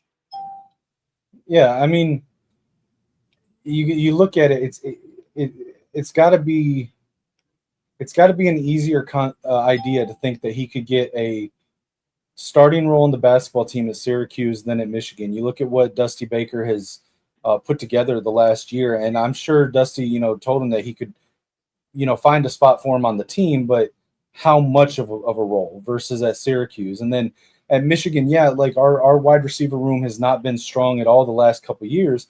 But if you look at going forward, like I said earlier, Andrew Marsh, Jamar Browder, Jacob Washington, you got already got Travis Johnson, Zion Robinson, Jalen Pyle. You've got some what's quickly turning into a pretty loaded class. And it's still, even then, it's still going to be a heavy run team, even if we are throwing it more. So yeah, there's 3 wide receiver starting spots, like you said, but there's still only so many targets to go around. Yeah, it's true. You have to watch out with all the mouths to feed, and in addition, it's tough because I think I have a theory that Michigan promised Donovan Edwards starting time in 2024, which is why they stubbornly continued to put him in, to run up the A gap when he should have been a receiver and like a slot, like out in the slot. Get him out in space, outside zone, some of those. I'm not even mad that they gave him so many snaps, but give us some creativity. Do some split back sets, some duo sets. Have him and Kalel both out there with Orji and motion him out to the slot. Run him on a sweep. Utilize Donovan. I'm not even mad they gave him a promise of snap count, but there was they could have been so much more creative with how they used him instead of trying to make him run like Blake. Yeah, he's just not Blake. So he's not. And Kalel Mullings was clearly between the Like the guy who's going to do your inside zones. He's gonna run up the A gap for you. Rambling on with Zach Jones with the $5 from a GT fan. Look at Syracuse's schedule. They'll struggle to win 6 games this year, and this dude will flip. Proud for Syracuse fans, though. Just for funsies, let's check it out. Let's look at Syracuse's schedule. I will confess it's not something that I've spent many hours of study on. The Syracuse 2025. Well, they're gonna get smacked by Tennessee, unfortunately, in week 1 because. Oh yeah, they're gonna. Yeah, they're. I mean, Tennessee got that Bobby Hill riz from Josh Heupel. So, I mean, that's part of it. Yeah, they're gonna drop 2 out of their first 4 games, right? Like, I think they'll beat UConn and Colgate, but then I think they're gonna drop to Clemson. They might even drop to Duke. Then you've got SMU looks like a loss. Yeah. Listen, the Georgia Tech fan might be onto something. North Carolina with Belichick, at Miami, at Notre Dame, who just went to the Natty. Miami, they always lose that one game they shouldn't. It could be at home against Syracuse, or it could be on the road to Virginia Tech the week before rivalry week, or at Pitt on rivalry week. I would pick So Virginia Tech or even Miami. Georgia Tech. Georgia Tech was a nice team last year, so. Oh yeah, well they don't have Georgia Tech this year, so it's who knows with Miami, but I thought we were talking Notre about Dame Syracuse. was like a sure loss. Yeah, there's people in the chat predicting 3 games. 3 wins. Don't throw the baby out with the bathwater, Lane. It's not going to be that bad. You know what though? It's going to be interesting, the ripple effect, because I just looked at Syracuse's 2026 class, and they've already got 4 wide receivers committed for this class. Calvin Russell makes a 5th, so it'll be curious to see if there's any ripple effects on their class from that. One of them is a 4-star; the others are all 3 stars. Yeah, I was saying they had a lot of 3 stars. I noticed when I took a gander at their recruiting class, which makes me think that they had the money to just kind of give it to Calvin. I mean, Michigander, that's what I had. Looking at this schedule, though, I don't know. North Carolina, by the way, folks, North Carolina to me is the absolute biggest wild card in all of college football, because they could be anywhere from 2-10 to 11-1. Well, and you don't know who's really coaching that. Is it Bill Belichick? Is it his son? Is it his girlfriend? Like, who's actually the coach of UNC? His girlfriend's handling the communications and but his son is the defensive coordinator. They also have offensive legend Freddie Kitchens as offensive coordinator. So very exciting. We don't claim Freddie Kitchens. You know, something just an interesting thing. I think. Correct me if I'm wrong, but did they not pick up both Amorian Walker and Andrew Anthony in the transfer portal this year? Am I wrong on that? Someone in the chat, double check that, fact check me on that. But I feel like they like both of them transferred from Michigan and Oklahoma to North Carolina. Andrew Anthony is at Duke. Okay. Who was the other one? Amorian Walker. Never mind. I apologize. I thought they both went to the same place. Let's see where Amorian Walker is here. Maybe they both went to Duke, and I was getting confused. My apologies. I can't be right all the time. It's all good. Oh, okay. Amorian went to Middle Tennessee. Who was it that transferred Tennessee to UNC then? State. Hold on. Didn't somebody transfer from Michigan to UNC? Well, I guarantee you, someone in the chat, if a Michigan Hall, player, Ben Hall, yes, I remember that. Sorry, guys, I got a little bit confused there. My bad. Thank you to Nick Lundberg on that one. Ben Hall is now a North Carolina Tar Heel, so we'll be playing in Freddie Kitchens' offense. Good luck to Ben Hall on that. I hope he shows out, man. I hope he shows out. Yeah, Zach is right about Syracuse having the toughest schedule in the ACC. I mean, he's not wrong. That is brutal. Jeez. Rambling On is back with another one. DJ Khaled with the 5. UT, Clemson, SMU, Miami, Notre Dame. These are your almost guaranteed losses. Then they could lose to Duke, UNC, GT, and Pitt. Toughest schedule in the ACC. It's not easy. I mean, listen, it's not easy, and 8-4 might have been a little optimistic. Well, let's ask. Let's okay. So we know that Calvin Russell was a project. So as far as like getting like field ready, do we think he would have played any in his freshman year with Michigan? And conversely, do we think he gets on the field freshman year with Syracuse? Yes. To both? I think he's going to be a starter in football and basketball. Would he have been a starter in either or both at Michigan? Year one? Basketball, maybe. Well, I don't know. Because you got to think.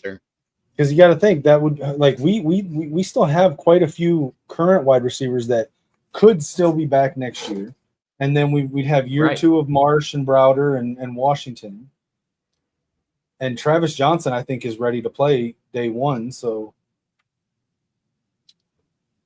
yeah, I Andrew don't know Marsh will played. be around. Andrew Marsh will have another year under his belt at that point. I don't think he would have got on the field year one at Michigan, where he probably will at Syracuse. And also, we were all at the spring game, and we saw the connection that Bryce Underwood has to Channing Goodwin. Yep, we all watched that live in Ann Arbor when the Avengers all went to the spring game. So Nick just said senior Fred Moore. So Fred Moore would be a senior in 26? Is that right? I think that's right. Let me look here. So Fred Moore has a good season this year because Donovan McCulley's in his senior year. So if Fred Moore does have a good season as wide receiver 2, he could potentially be wide receiver 1 in 26. Yeah, it could be Fred Moore, Andrew Marsh. Andrew Marsh is going to be a starter. I'm putting my claim right there. Yeah, Andrew Marsh is going to start. I think Andrew Marsh is the most talented receiver we have, but will year 2 Andrew Marsh be more polished than year 5 Fred Moore? I don't know. That remains to be seen. I will say that there's a lot of wild cards because the quarterback play has improved significantly. I'm comfortable saying it, that even without seeing Bryce play a college game yet, other than the spring game, it's better than 24. I think that the offensive coordinator is no longer an offensive coordinator that just calls routes behind the line of scrimmage and calls curls and digs and awful. Kirk Campbell needed to go. And, you've got now a competent Chip Lindsey had a top 10 offense in 2023 at UNC. It did dip in 2024 with the loss of Drake May, but it was still, I believe, in the 40s. No, it was still 40. A good offense. It was just you can only like the ceiling of your offense's capability is going to drop when you lose more talent than you bring in. But like maximizing his personnel is where Chip Lindsey excels. And it's the exact opposite with Kirk Campbell. Kirk Campbell tried to run the J.J. McCarthy, Blake Corum offense and tried to dumb it down to the level of depth that we had and talent at some positions, and didn't get creative or try to tailor the offense to what we actually have. And that's the polar opposite. Chip Lindsey's going to come in and he's going to see the talent we have at tight end and running back and the wide receivers. I think you're going to see a lot of 2 tight end sets with him. I think you're going to see a lot more utilizing the right guys on gadget plays, utilizing Samaj Morgan better, utilizing Micah more.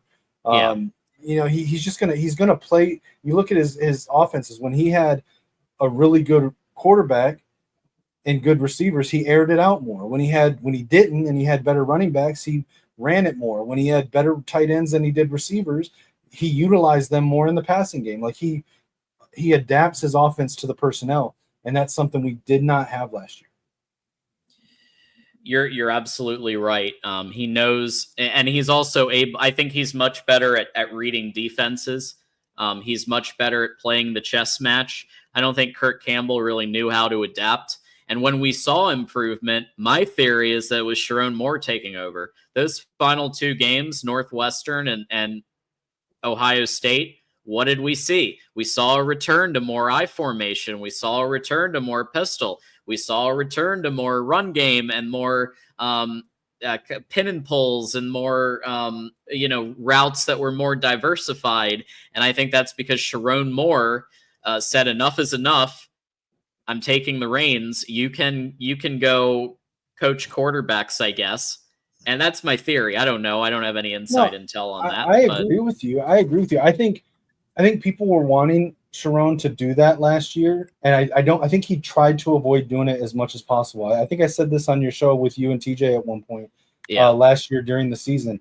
I think Sharon Moore, you look at who he learned from, and he learned from Bob Stoops, he learned from Petrino, he learned from Jim Harbaugh. All 3 of those coaches were the CEO type of head coach. They would hire people, put them in the position to that they were in, and they would give them the support and the tools to succeed, but they would let them, sink or swim in their position. They wouldn't step in and micromanage them. They wouldn't to cut the rug out from underneath them. They wanted them to, grow and learn from their mistakes and step up. And then they would address the issues, except for with Don Brown, in the offseason. And I think that Sharon Moore, especially in his first year where he's having to learn on the job at a major Power 4 school, the head coaching duties, that he also tried to have that same philosophy.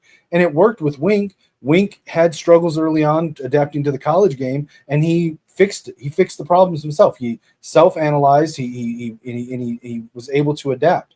Kurt Campbell couldn't do that.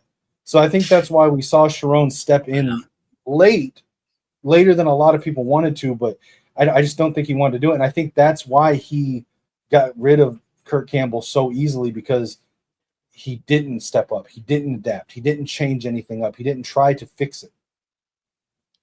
Well, John, I just want to say that this is an amazing watch party that you got here tonight. Like, I didn't know it was going to be on, but when I saw it, I was like, wow, this is going to be magical, especially when you got John hosting it. Hey, thank you so much. Hey, this is the second party the 3 of us have been a part of together in the last couple of weeks. Yeah. Well, we did Malachi Lee, right? Yep, Malachi Lee. But there's plenty more, because tomorrow, Leanne and I are hosting the Chauncey Keenan live watch party commitment for Florida State, Miami, Georgia, LSU, and Oregon on each of the Voice College Football channels. Leanne and I will be joined by Grant Shashir from LSU at the Voice College Football. Matthew Lennox. We'll be joined by Mr. Graham. We'll be joined by a lot of people. I can tell you it's going to be a lot of fun. It's going to be a wild ride.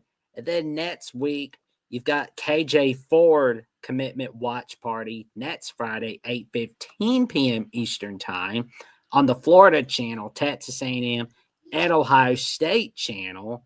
And you're going to see, Caden Prothrow committing to either Alabama, Florida, Texas, Auburn, or Georgia on July 12th, next Saturday at noon Central Time, 1 p.m. Eastern Time.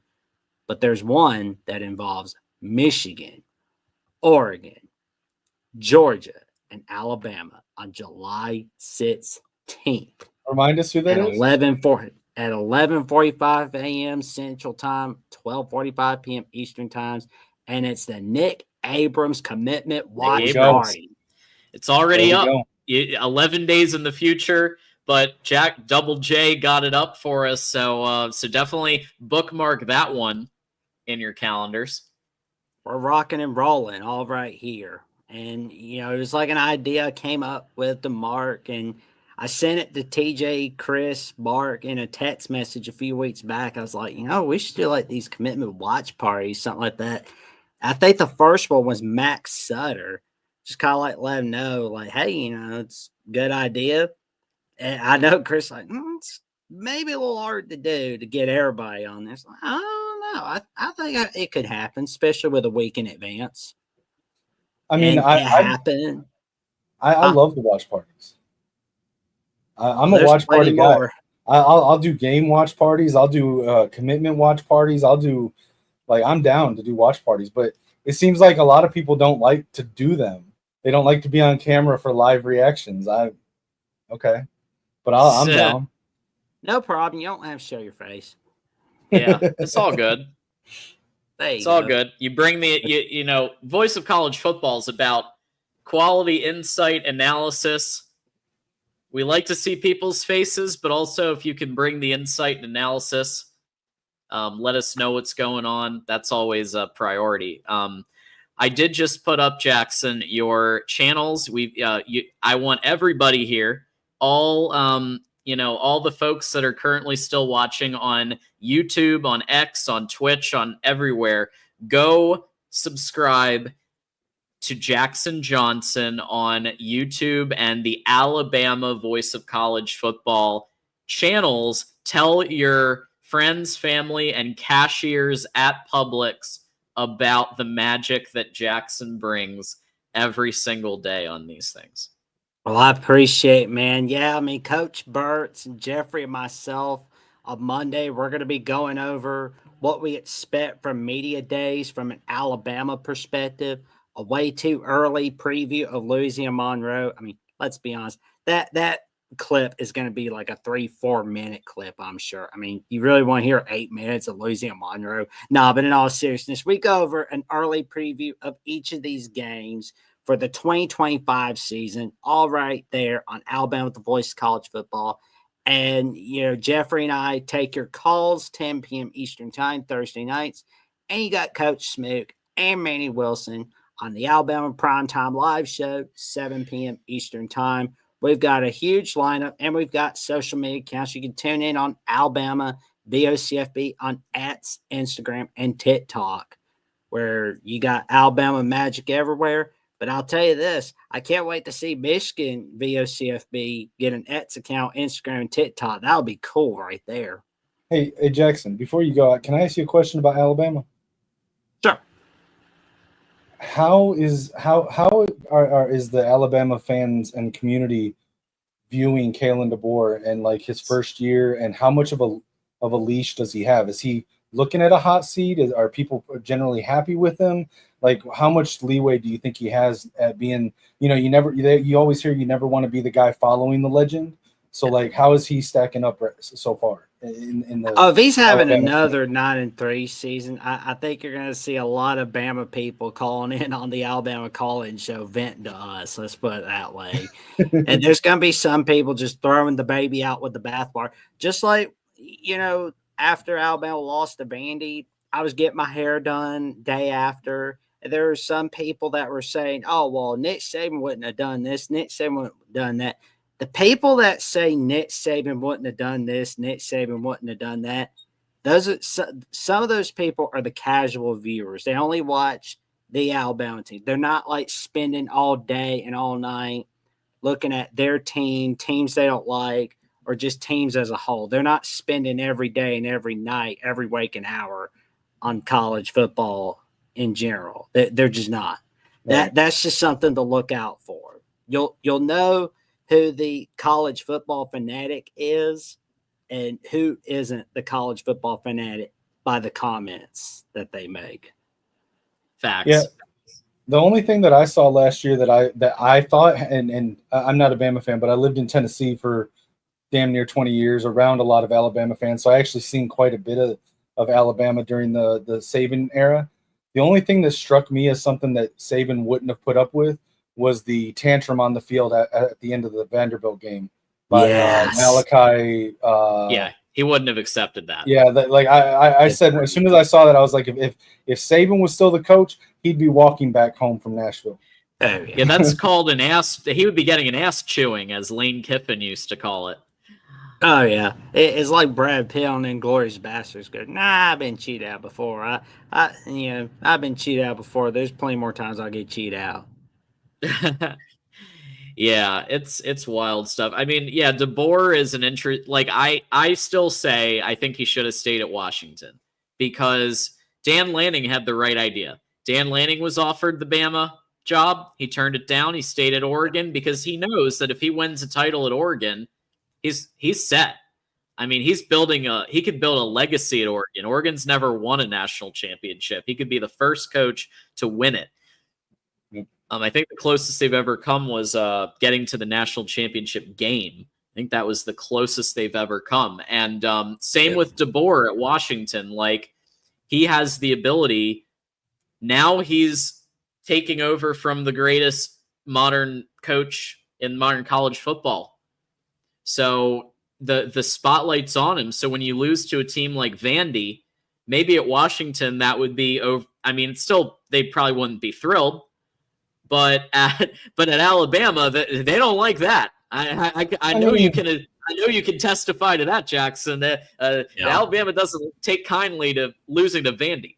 I mean, every 10 to 15 years, Vandy has a pop-up season or two, like they did with James Franklin, and now they did last year. But yeah, it is what it is. But so, like, Jackson, I remember hearing around that time. I remember hearing that there was like a division among the players in the locker room, and that there was like something going on with the players, like demanding stuff of Kalen DeBoer and him having to sort of acquiesce to him because he didn't have a full off season with the team and to keep the team together. Was that true, or is that just rumors spread by people that didn't really know? I think some of it was true, and I think some of it was spread. It was just rumors, honestly.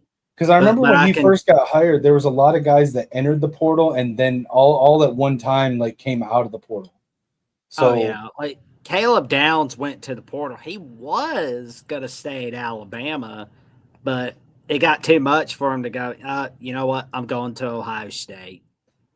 Because I don't know what's happening in Tuscaloosa, but I know Columbus is more of a sure thing, so I'm going there.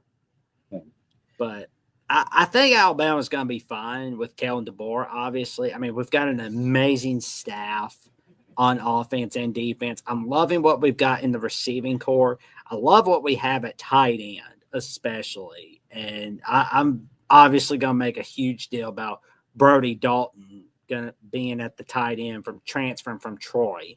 That's going to be a huge win for the Crimson Tide, because this way it's not all on Brian Williams. It's not all on Isaiah Horton. It's not all on the other guys at receiver.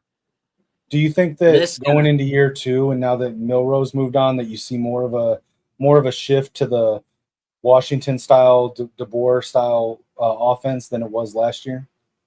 Oh, I could see a little bit of that. I think whoever is quarterback after fall camp, because we're going to know who quarterback is by the time we get to week 1 between Ty Simpson and Keelan Russell. I mean, some people are saying Simpson's going to be the starter. Some people are saying Russell. Call your shot. Who you got? I think it's going to be Ty Simpson right now. Okay. Right now, I'm leaning towards Ty Simpson. Me too. All right.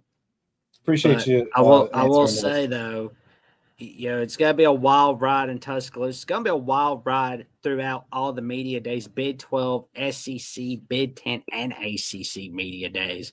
I'm looking forward to what we're going to hear next from each of the coaches in all of college football. But to all of you tuning in on each of the channels, live streaming, tune in Tuesday nights for Wolverines Live with John Diamo and TJ Ronan. Tuesdays, 8 p.m. Eastern Time. And the Wolverines College Show with TJ Ronan and Johnny Olden Jr. Thursday night at 8 p.m. Eastern Time. Tune in for Oregon Ducks Live Wednesday nights on Oregon at the Voice College Football. Tune in to Florida State Live 9 p.m. Eastern Time with Matthew Lennox and Sam Moore Monday nights. And tune in to what we have here. Oh, we got Oregon Live, Florida State Live, and Michigan Live. Sometimes I'm just like, oh, well, there we go. But we got a wild lineup all right here.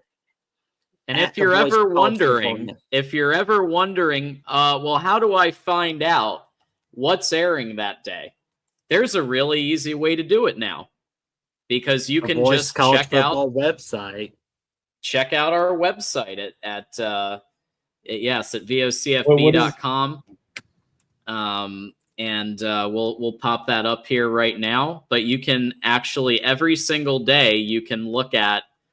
Now there's no shows on the docket today. Obviously, we threw this one on late, but you can see here some of the recent interviews have been placed up here, including the one that we just did with Mikhail Blade on Tuesday night. We had TJ and myself brought on a 4-star recruit Mikhail Blade, which was a really good conversation. He just has a great head on his shoulders. He's coming in and he's helping recruit too. He's not just he's not just ready to play. He's actually trying to bring more people over. And he's kind of a big part of the line recruiting that's been happening. Well, so there's vocfb.com where you can see what's going on. Go. I need to get better at like checking the site more often, but like I'm just not on my computer that often. So I'm going to say right now, we need an app. We need a mobile app version of the website to be able to access the forums, to access the articles and stuff. Like we need an app, John. How do we get this done? You're talking to somebody who has no I don't get involved with these things anymore. But I will say this: TJ Ronan and Jackson and Matt Zemek and everybody who are working on this. I'm sure an app can be in the future. But yeah, I don't have anything to do with that. I host the Tuesday show, and then I do some of these now and then. So that's my answer. Oh, John writes some great articles, man. Just pass it along to those that have the ability to. That way, more people can see those articles. More people can we can get more traffic on there. I like I said, I love the site. I'm just not. I turn on my computer to do podcasts. So like if I'm not jumping on a podcast or something like that, my computer's off. So like I need an app. I need a mobile site. Yeah, there you go. Fair gentlemen. enough. Y'all have a good night. Sleep well. It's awesome as always hanging with y'all. And I'll be seeing y'all soon. And check out all these shows on Spotify, Apple Podcasts, Amazon, and iHeartRadio. Stay tuned for more and leave a rating and a review. There we go. Thank you so much, Jackson Johnson, as always, and we'll see you soon. See you soon, gents. All right. Always great to get Jackson's perspective. One thing about him is that he has this encyclopedic knowledge of dates. And I'm talking about he remembers when like he first called in, the exact date. He remembers like it's wild, the stuff he remembers. I don't know how he does it. Maybe he keeps it all in a notebook. Maybe it's just all in his head. I don't know. But it's pretty fascinating. Yeah, I mean, I really like Jackson. We've had him on over at the Maze Madman show. I've been on his show. We did the watch party recently. I really like Jackson. I think he's a good dude. And he runs a really good channel. And like I said, you and TJ, everyone sees the work you guys put in. Jackson is 100% every bit working behind the scenes and promoting not only his channel but everyone else's. So. Go give him a follow, guys, on social media, on YouTube, and check him out. And he does keep it in his head. Let's go ahead and take. We do have 2 people in the queue, but I'm wondering if they're here. So let's go ahead and see if Keith is around. Keith, are you here? Yep, I'm here. Go Blue, Keith guys. is here. Woo! Go Blue, Keith. How's it going? It's going great. Yeah. Hope you had a good 4th. Yes, I did, and can't get them all, can we? Nope.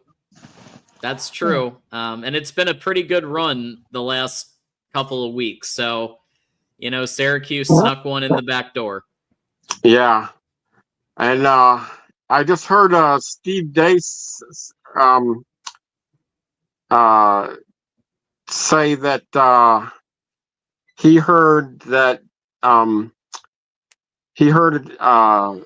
a podcast where Sayed and Columbus is not beating out Kindholtz. They're kind of neck and neck, and it just That's unremarkable quarterbacking in Columbus.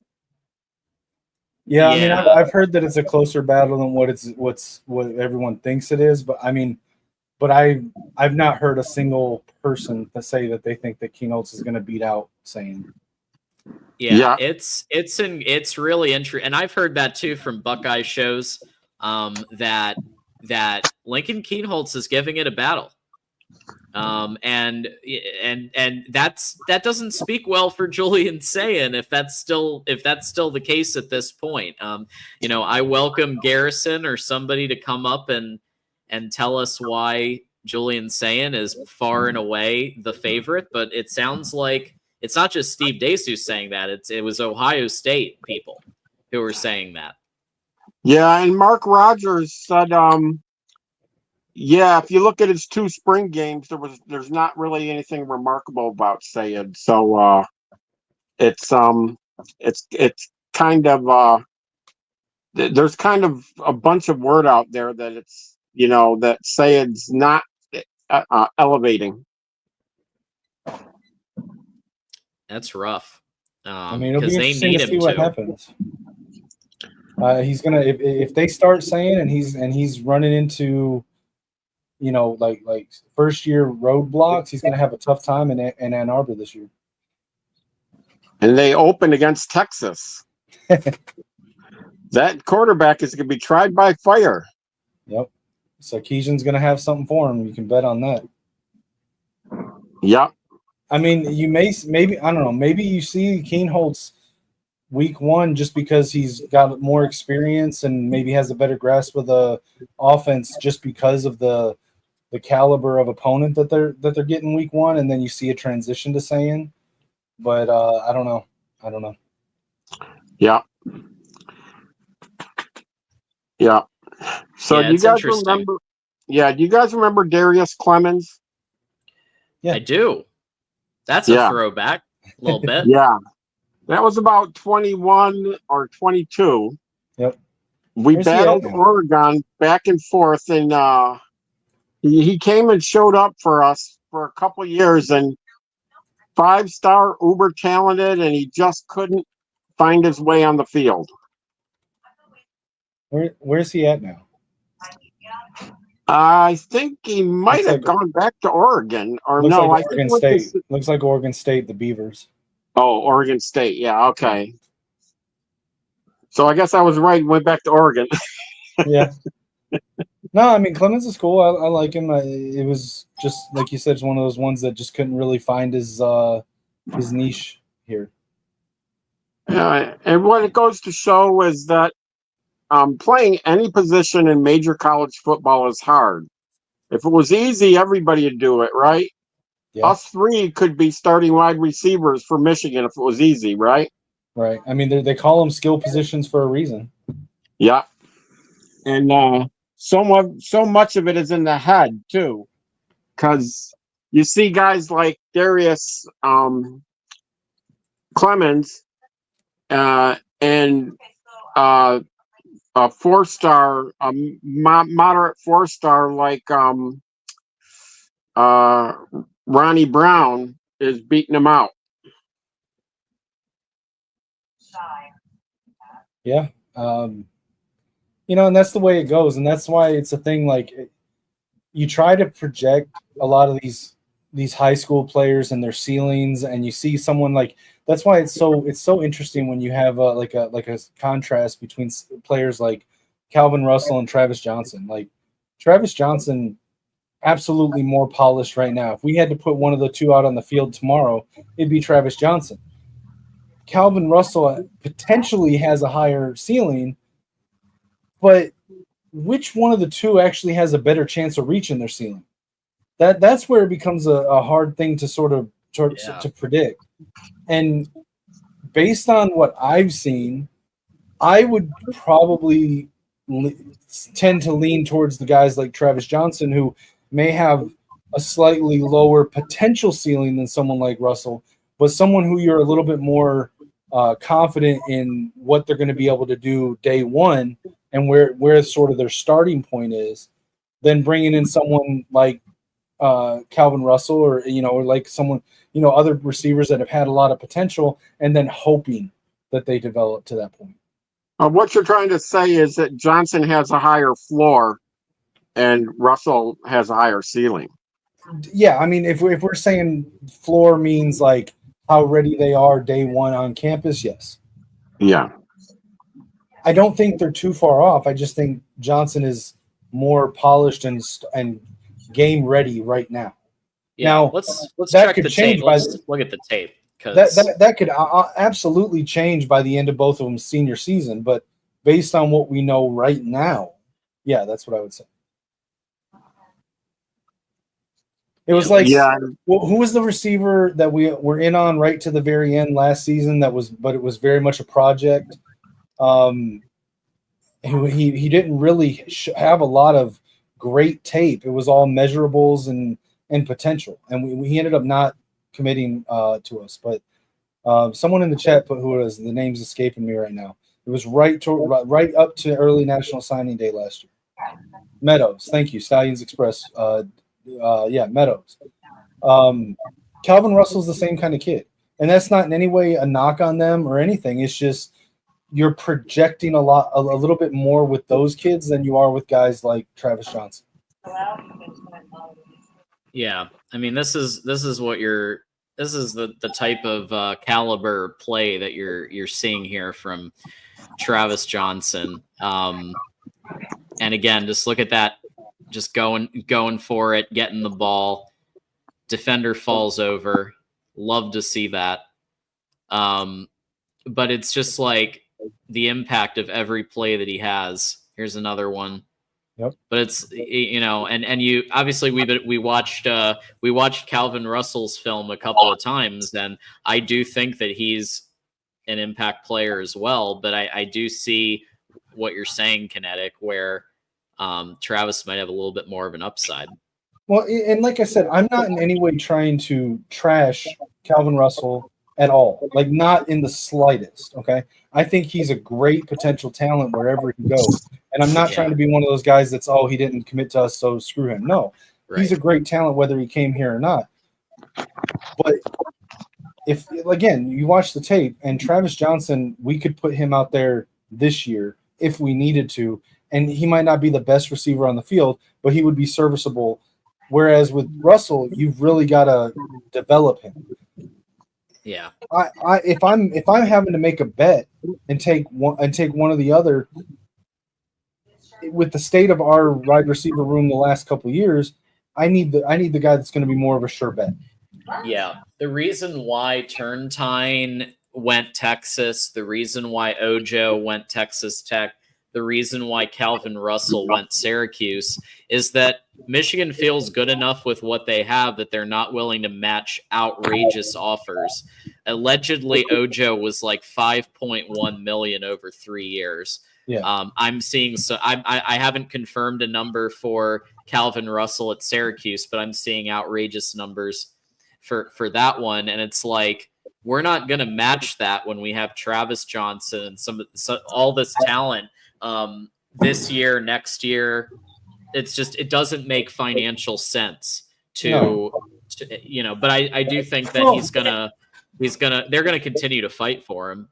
Well, and you also got to look at the market too. So like, I think that Michigan could go out and outbid anybody on anyone if they wanted to. But the thing is like, they're going to identify, you know, maybe 1 to 3 targets in a cycle that they're willing to not get outbid on no matter what. They did that with Bryce. I'm pretty sure they did it with Babalola and or Ty Haywood. They're probably looking at Savion Hyder like that. But you're only going to see that on special cases. And otherwise, you're going to see them take an approach where they're going to determine what they think a kid is worth, and then they're going to go to that point, and they're not going to go past that point, not because they can't, but because it doesn't make sense, because they need to allocate funds to the rest of the roster. They're handling it like a salary cap and having a full-on roster payroll like an NFL team. They're not looking at, you know, a lot of these schools that are promising kids whatever they want and then struggling to try to find the money for it. They're not going to go up to and outbid $5.1 million on an offensive lineman when they just brought in 2 last year They've got 4 already good ones that are not. There's not a huge gap, if much of any at all, between like Malachi Lee and Felix Ojo. There might be a little bit, maybe, but I wouldn't expect it to be that much of a gap. And they're not gonna. So when you have a talent year at a position, then they're probably going to be a little bit more like hesitant to say, you know what, go ahead and go there. We're going to take that 5.1 and we're going to go get these 3 or 4 guys over here that are going to serve us better. You know, it's just like NFL free agency. You don't just go out and spend on all of your cap on one guy. Yeah, you're absolutely right. You know, that Sean McGee, who, by the way, needs a raise to everybody. Hey, Coach Moore, Ward Manuel, get off your ass. Right. Do something. Keep Sean McGee. Whatever we need to do to keep him, keep him.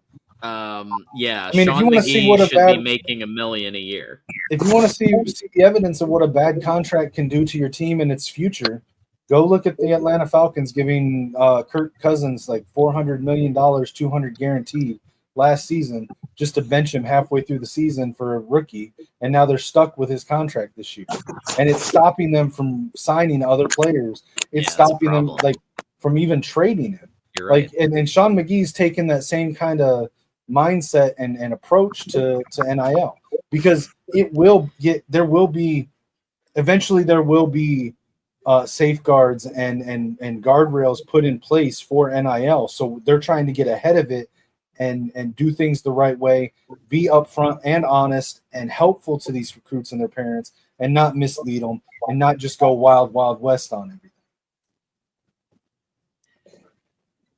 You're not wrong. I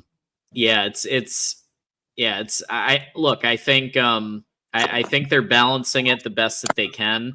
I was one of the people that was one of the biggest critics of Michigan NIL 2 years ago. I said on this program on Michigan Wolverines Live that heads need to roll because people. I said fire Ward Manuel. You had to elevate your NIL beyond transformational, not transactional, and they, credit to them, they did. So, I give them that. Like, they were able to navigate it, and now with the Ellisons involved, the sky's the limit. And you see it now, like 5-star Babalola, 5-star Bryce Underwood. Hello? Can you imagine, y'all, 5 years ago pulling Bryce Underwood from LSU? It would have been unheard of. Right. So, and this continues into this year, and I do think now there's going to be an all-out press for Hyder because that's your 5-star at this point. Technically, does Meadows still have the on-3 5-star? I don't even know if they have that one. So, okay, real quick. I do want to clear this up because this has been something that's been brought up to me a couple times here recently. On-3 and Rivals. Wait, was it Rivals? Yeah, Rivals just merged, right? Yes. Or got bought out. But here's how it's actually happening.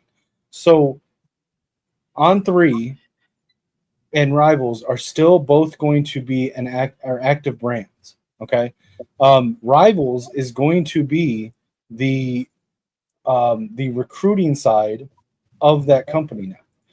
On3 is still going to be there, but you're going to see more of the JD Piquel style coverage and personnel on the On3 side. The Rivals side is going to be the high school recruiting side.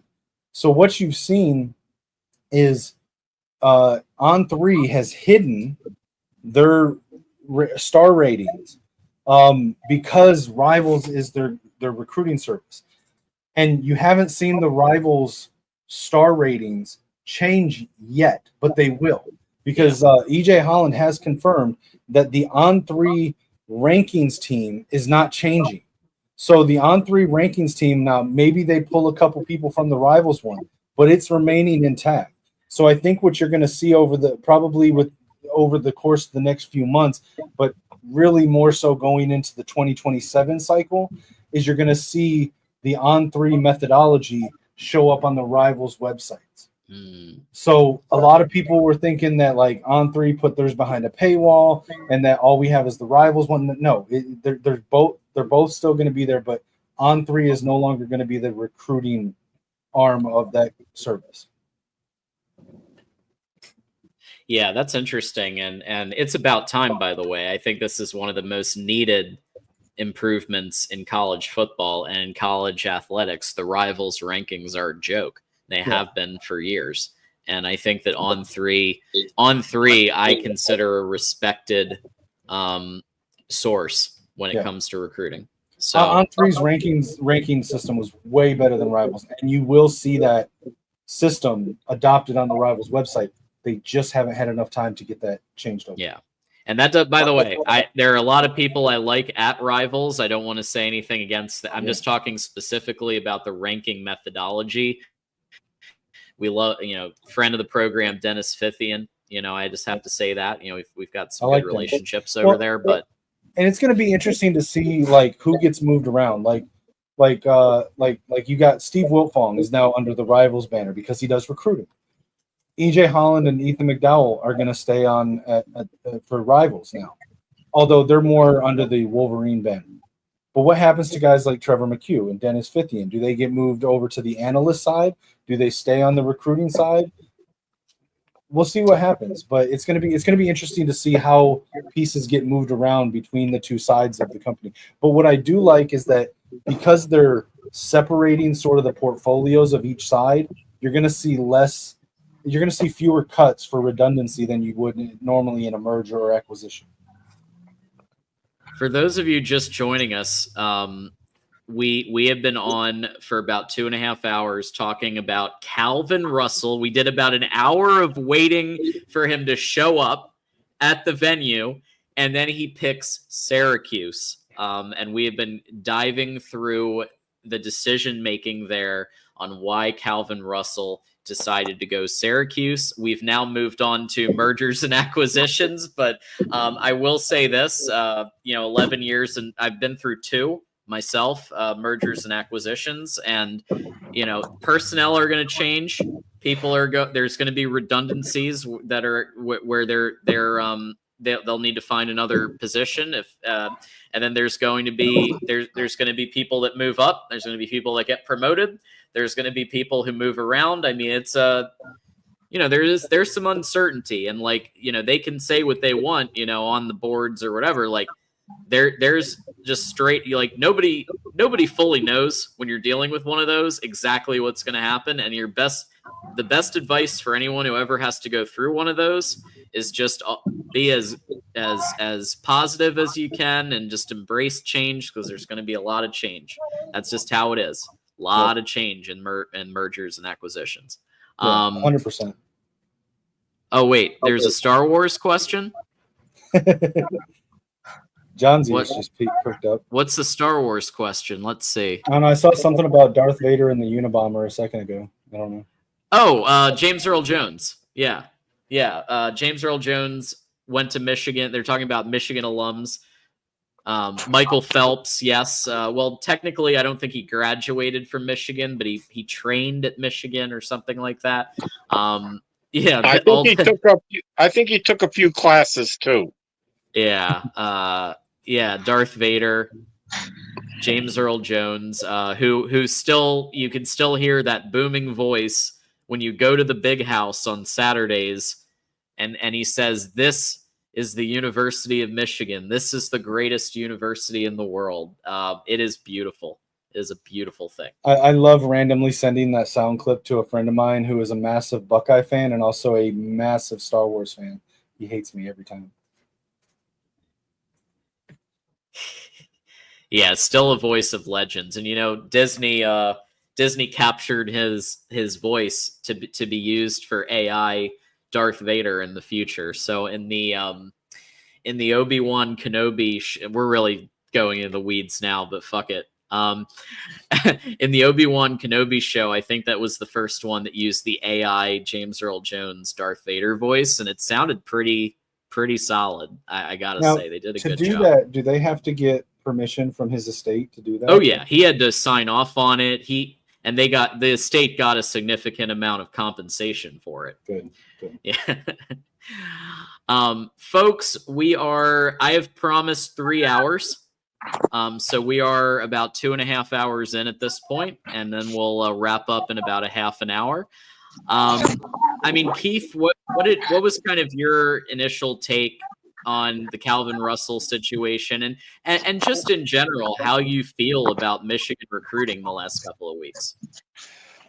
Yes, I was really, really hoping for Russell because Russell reminded me of Braylon Edwards. He's got more meat on his bones, and if you look at his highlight tapes, there were a bunch of plays where he was busting 2 and 3 tackles to be able to score on these long drives, on these long plays. Yeah. So that's uncommon. I mean, Plexico Burris was that also for Michigan State. He used to kill us all the time. You get somebody that's big and fast and strong, and they not only can run by you, but they can run through you. So I was really hoping for Jackson. But overall, I have not seen recruiting like this for several years. Jimmy had 1 year he was in his top 5, I remember. I can't remember what year it was, but I think it was before he was chasing those NFL jobs. 2016, I want to say. Could be, yeah. He had a really good, I believe 2016 was like a really strong year for us. Let's see how far back it'll let me go. Yeah. So, yeah, but I feel really good about the recruiting, but I don't get too excited by recruiting because half of all blue chip players don't work out to what you want them to be. And Right. there's exceptions. Some of those Bama and Georgia classes back in the day, it was 2017. They were 5th.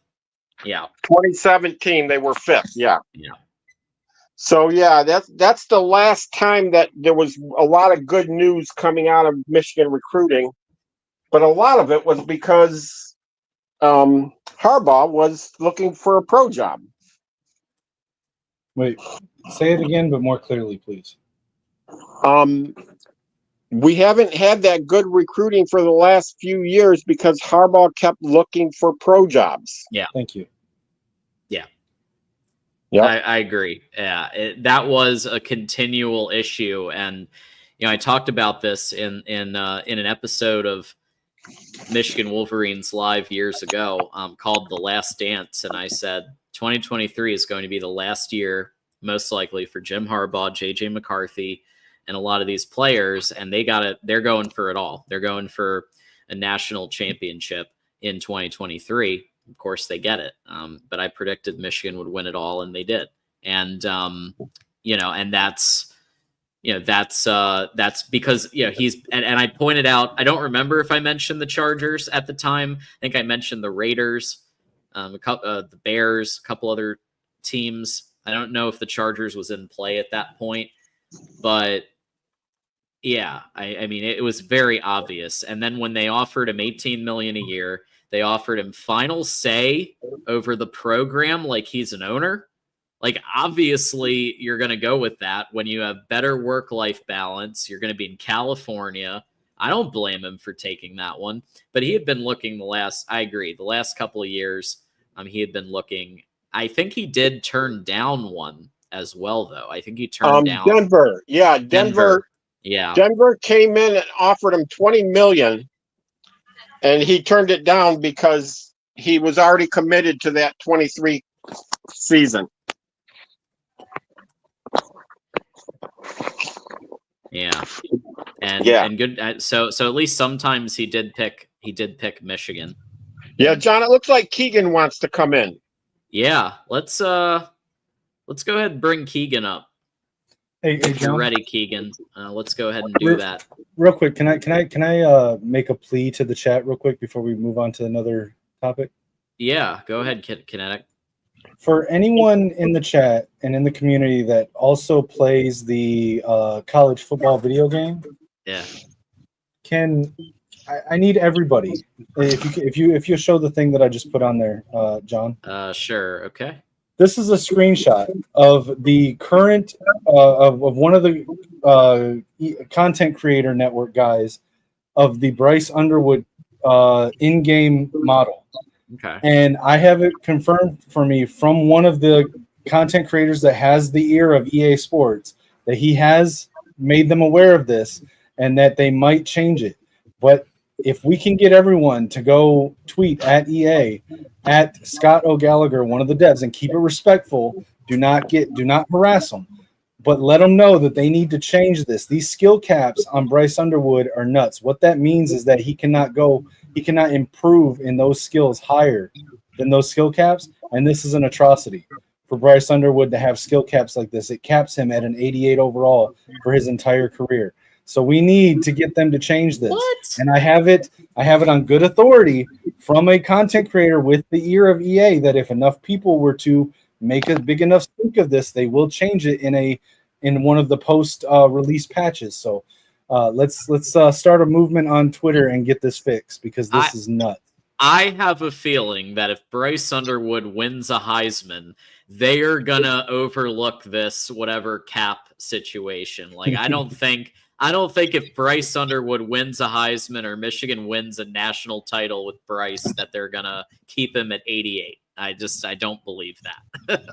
Yeah, so we need to get all of those gray squares, all those grayed out squares he can't move farther than the gray squares on those stat categories. So he's already almost capped out from the beginning. That needs to change. It needs to be fixed. Let EA know. Let Scott O'Gallagher know. Don't do it in a mean way. Don't harass him, but provide the feedback that this is nuts.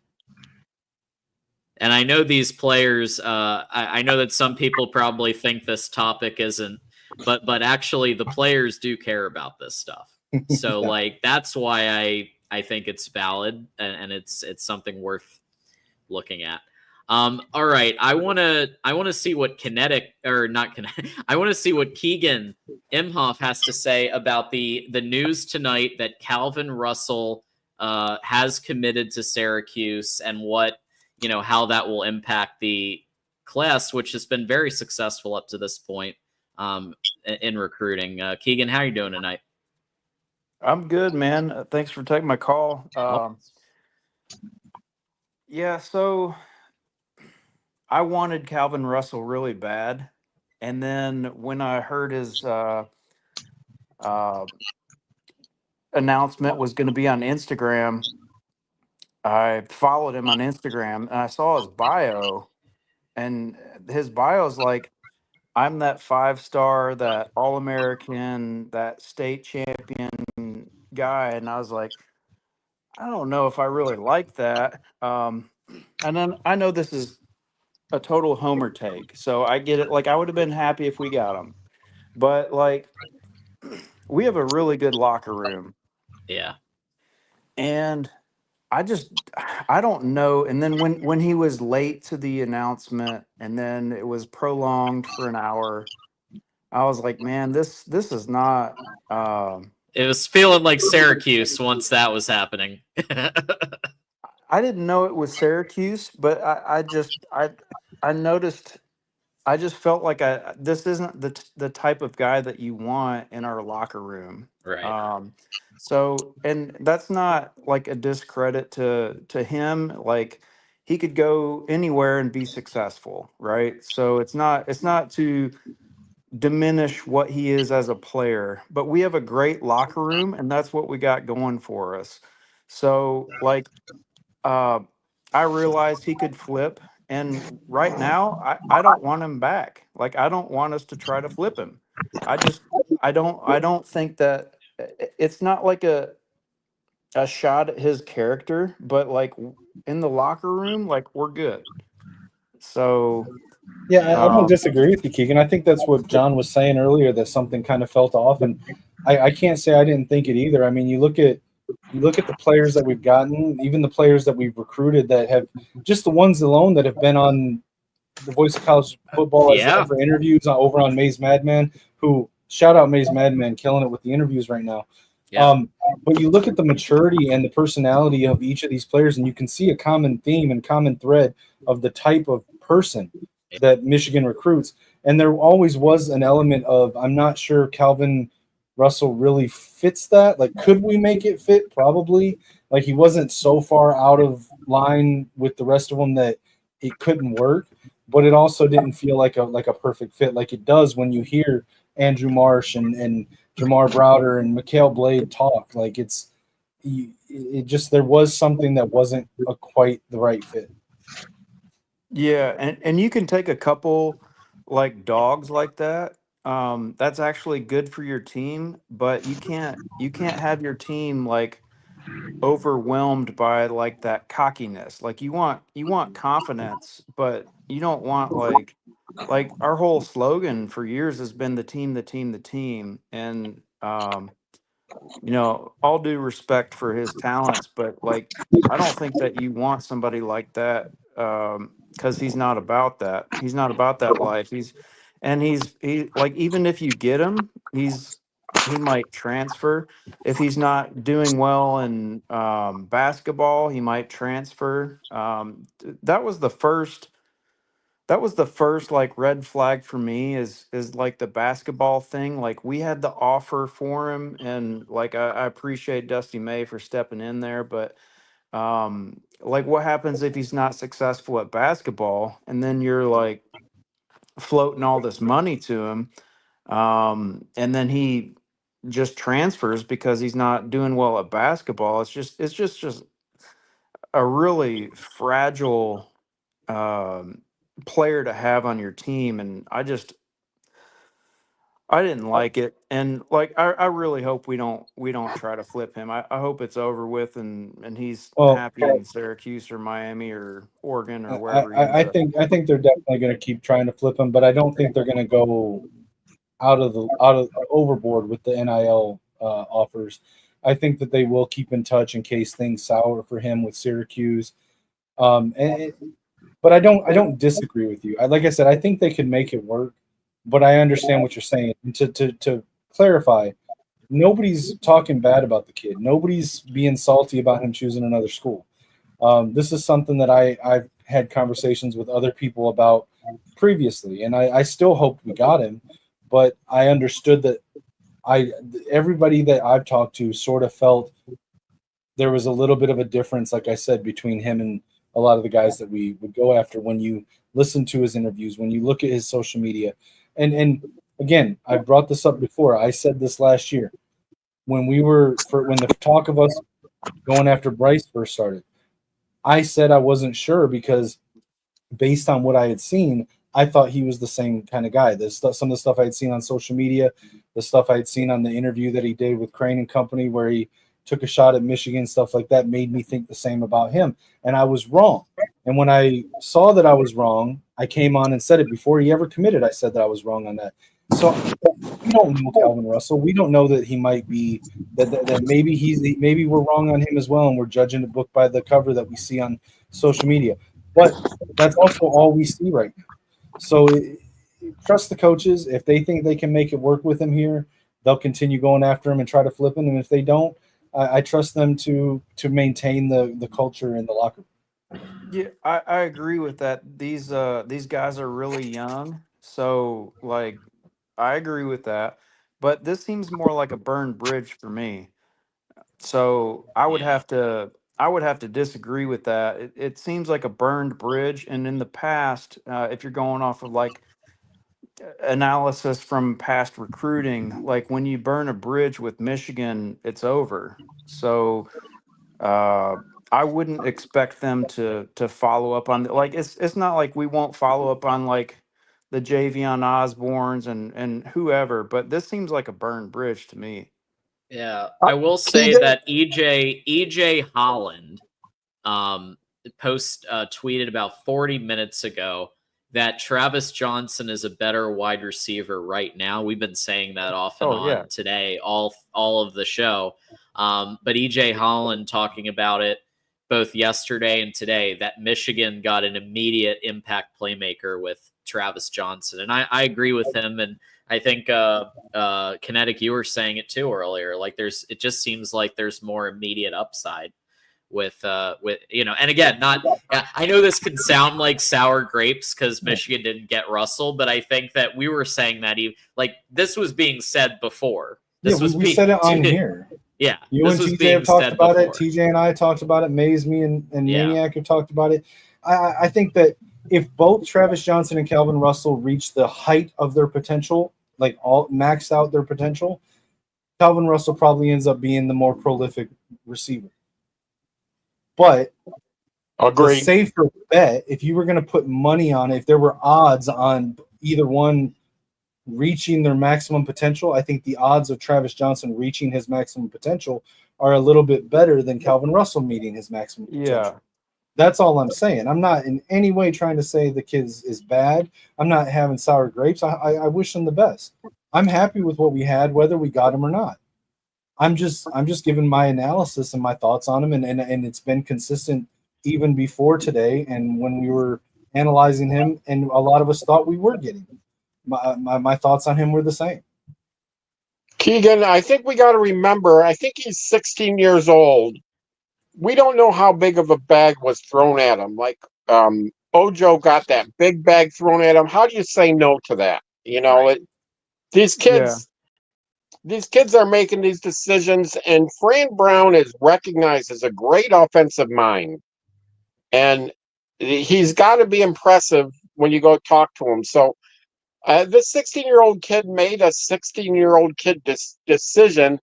I don't necessarily see as burning any bridges here or Georgia or wherever else, whoever else wanted him. I think the kid is still in pretty good shape. And to your point, Kinetics, the beauty of getting them both would have been in 26, we could have gotten a good package out of Jackson, and in 27 we could have gotten a great package out of Russell. So if he's got a little more development to do, then he's going to be better for you later in his second and his third years. And you never know what's going to happen. I mean, a lot can happen between now and National Signing Day. A lot can happen with the transfer portal after the 26th season. You never know, man. And I don't know if there's a burned bridge. Maybe there was. Maybe there wasn't. I mean, we all thought that there was a burned bridge with Nate Marshall, and then he came back.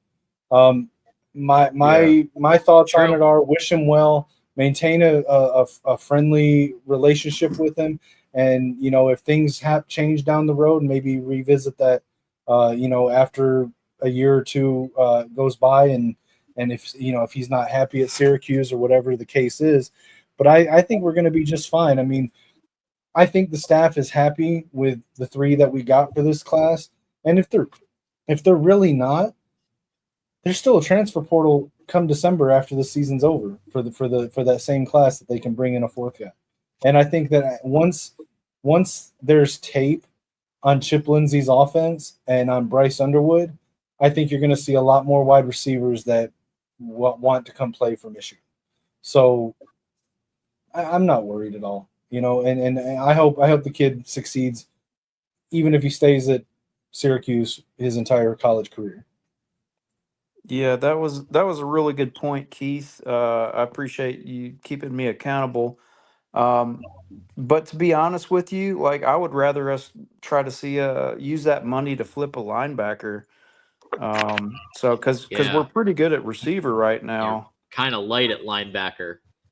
Yeah, and well, another indicator that could happen is they took like a playmaker, 3-star linebacker that could play other positions, and so they want that athleticism and playmaking ability, but they want that lock at linebacker. So I think there's a holdout, and that's why, like in the chats, I've been like telling people to give Brian John Marie time.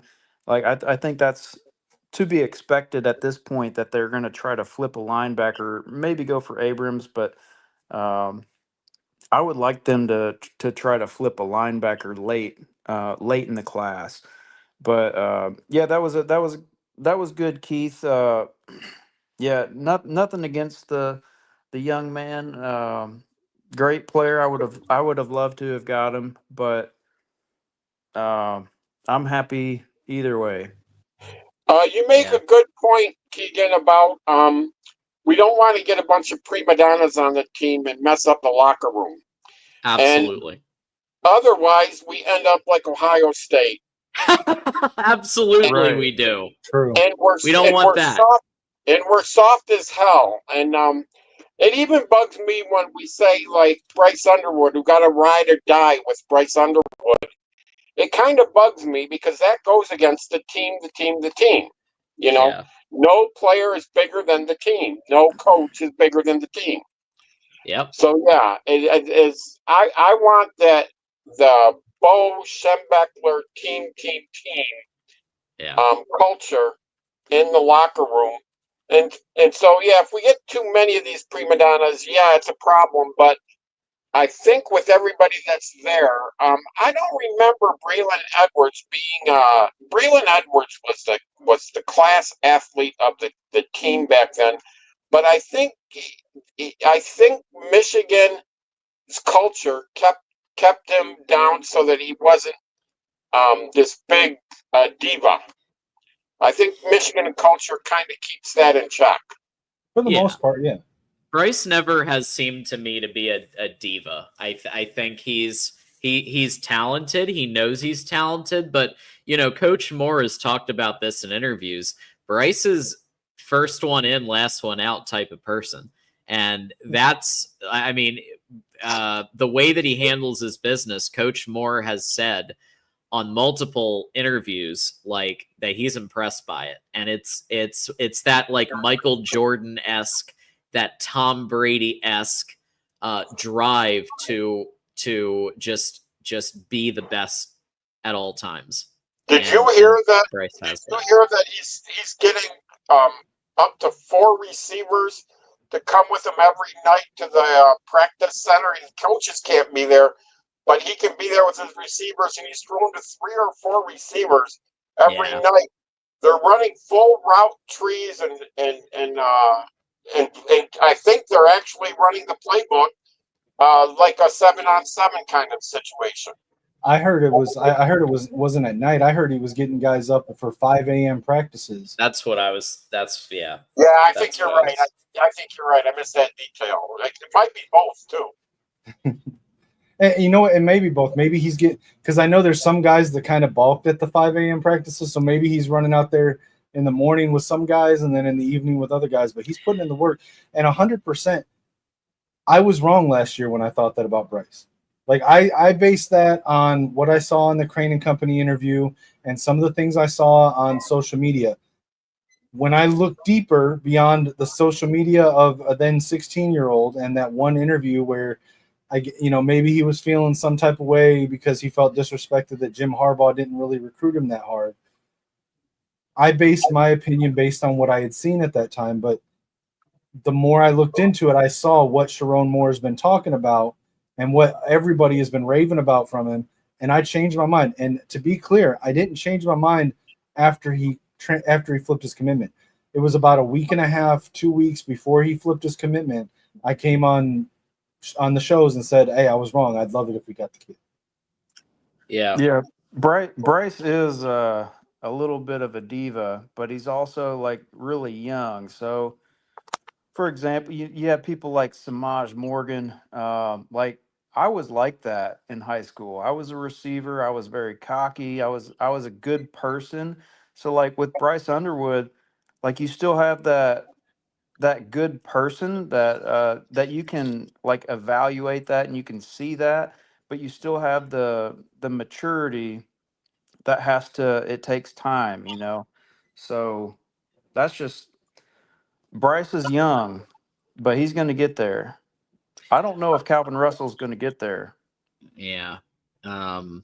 Yeah, it's interesting. We'll have to watch that closely. I do want to do two things. We have a super chat, and then also we'll bring Bull back up because we got 10 minutes to go, and we'll get Bull's final thoughts on everything. But lone omnipotence with the that's a big word for Elmo. $4.99. Appreciate you guys. Keep up the good work, fellas. Thank you so much, and appreciate that contribution. Let's bring back up the Bull. What up, no? What up, bro? Yo, No shirt this is the zone. first. I don't know if people realize this, but I think this is the first for all Michigan Nation seeing Keegan. I don't think It's we've ever happened seen. It's a big before. deal. It's I just think maybe once. Is it once? it's not very common. Yeah. All right. Cool.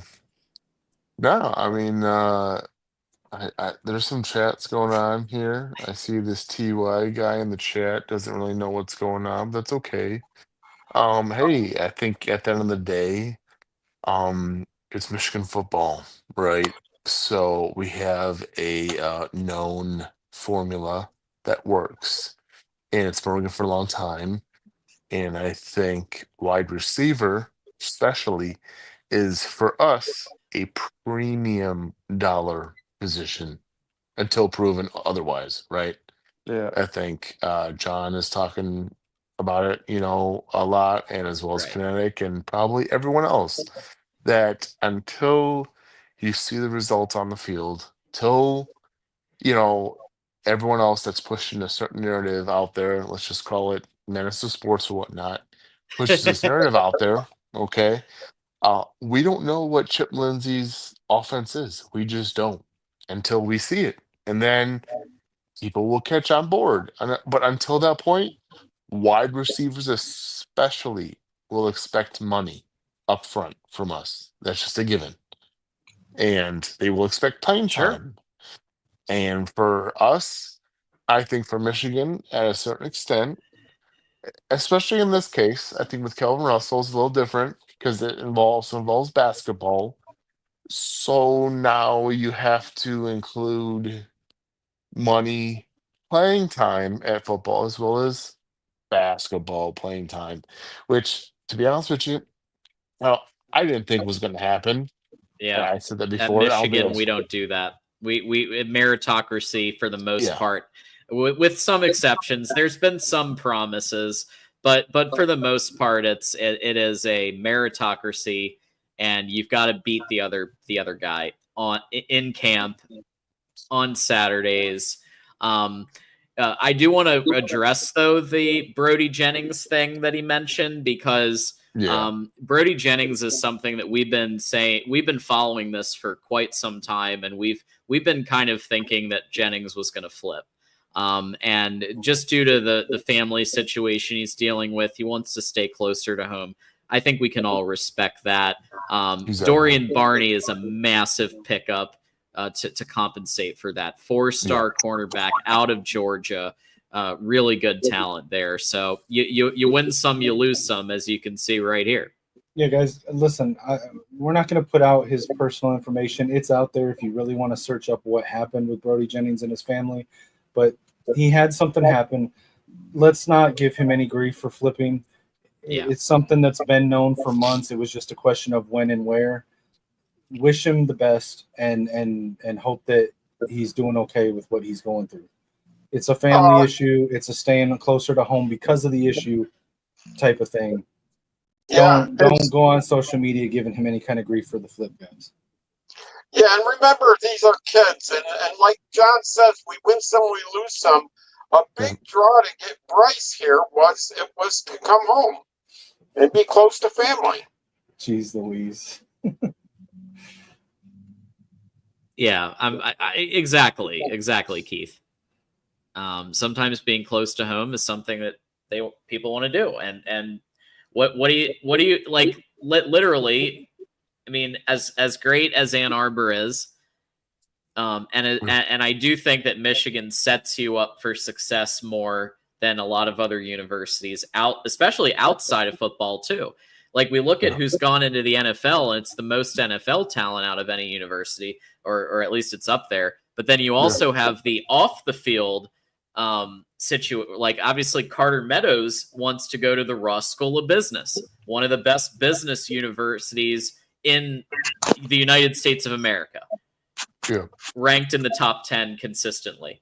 And so you look at the largest alumni network, you look at these things. So like that's the case. But sometimes the just the allure of being at home or being near home, especially if you're very family oriented, it makes sense.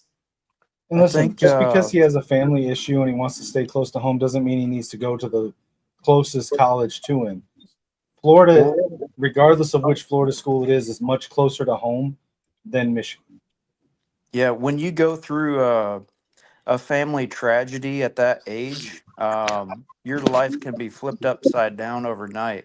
And really at any age, but especially at that age where you're making major life decisions. So, yeah, and I think it's interesting that they took someone in the same range. You could maybe even say the same like NIL range. So it makes me wonder, like, if that was strategically um, done so that they make a move at a higher ranked cornerback down the road, and Yeah. we've got a guy in our sights. So it just makes me wonder. Well, you bring up a good point. It almost makes you wonder if Michigan didn't coordinate with Brody on when to do the flip, because it happened literally within a couple hours of each other, him flipping and us getting Dorian Right, Barney. yeah. So, and that further, I think, shows that Michigan understands. They've been in communication with him. He probably did everything the right way, Yep. and there's no burned bridges there. And who knows, a couple years down the road, like I said earlier, you never know what could happen. Maybe we Yeah. see Brody Jennings and Maize and Blue eventually. And I Maybe think, not, but don't give the kid any grief. He did. I think everything points yeah. to he did it the right way and for the right reasons. And I think that points to Michigan recruiting in the grand scope of things is similar to last year with the Jalen Williams scenario, right? Because it was what Jalen Williams and Nate Marshall, right? Those two were flips. Then we flipped Nate Marshall back, but Jalen Williams was one of them. Was you do things the right way. We just communicate. That's all we want. If you're going to go somewhere else, if you're going to take unnecessary visits, if you're going to go unofficial or official visits somewhere else, but you don't want to say anything, at least let us know. We'll move forward. Like let's act accordingly. That's all. Like it's a fluid thing. It is what it is. It's just recruiting, right? 16, 17-year-olds. Y'all are young. You want money. Y'all want the best scenario. Totally get that. Just do what you gotta do. Communicate that to the best of your ability, hopefully. Oh, and we'll just go different areas. And luckily, Yeah. for, I think you said for Jennings there, he obviously let us know that. We then decided to move forward in a different direction into other avenues. And I think right now, okay, I agree, Barney, I think is a slightly better upgrade to Jennings. That's great.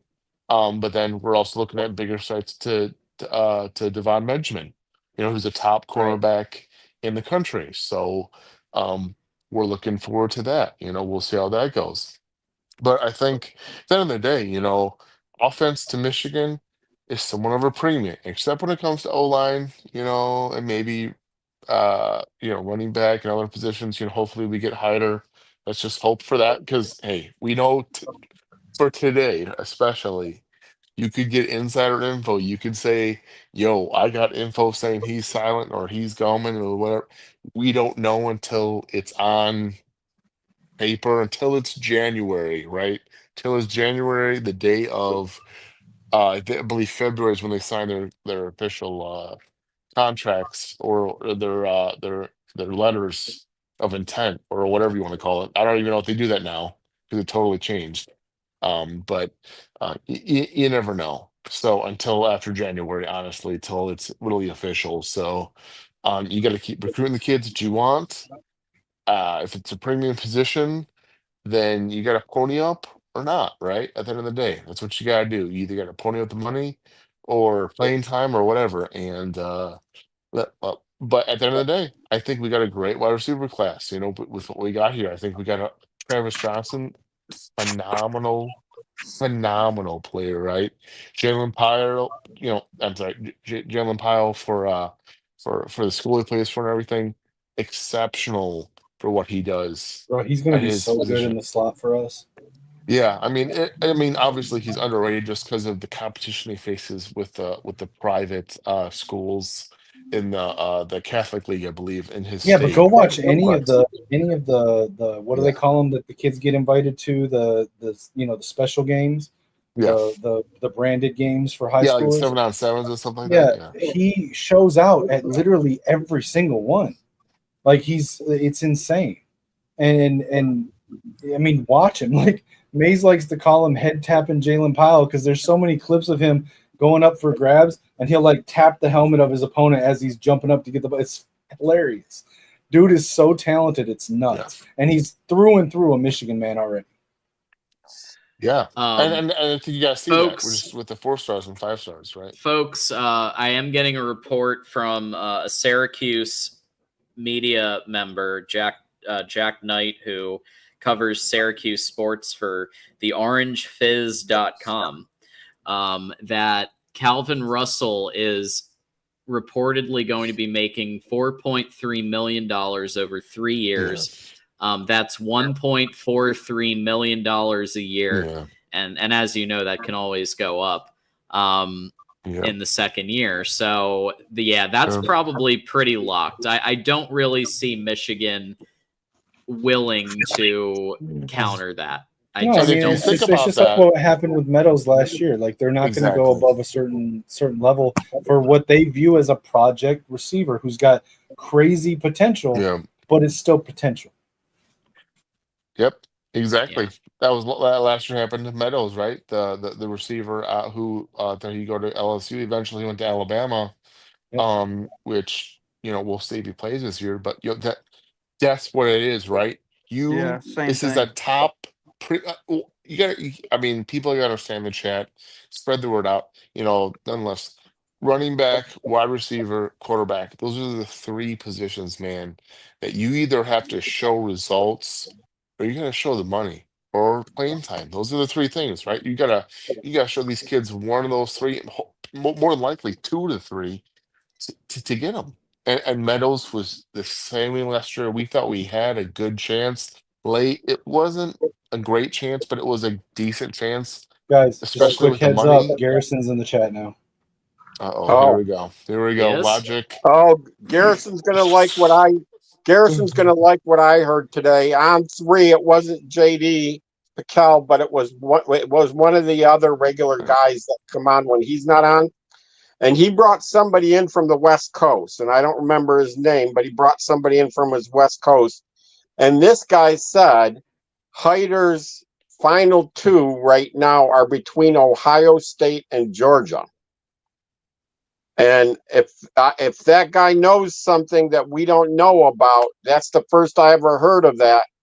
But if that's Hyder's final two, we could miss out on another one. I'd hate to see it happen because Hyder's the guy I wanted the most.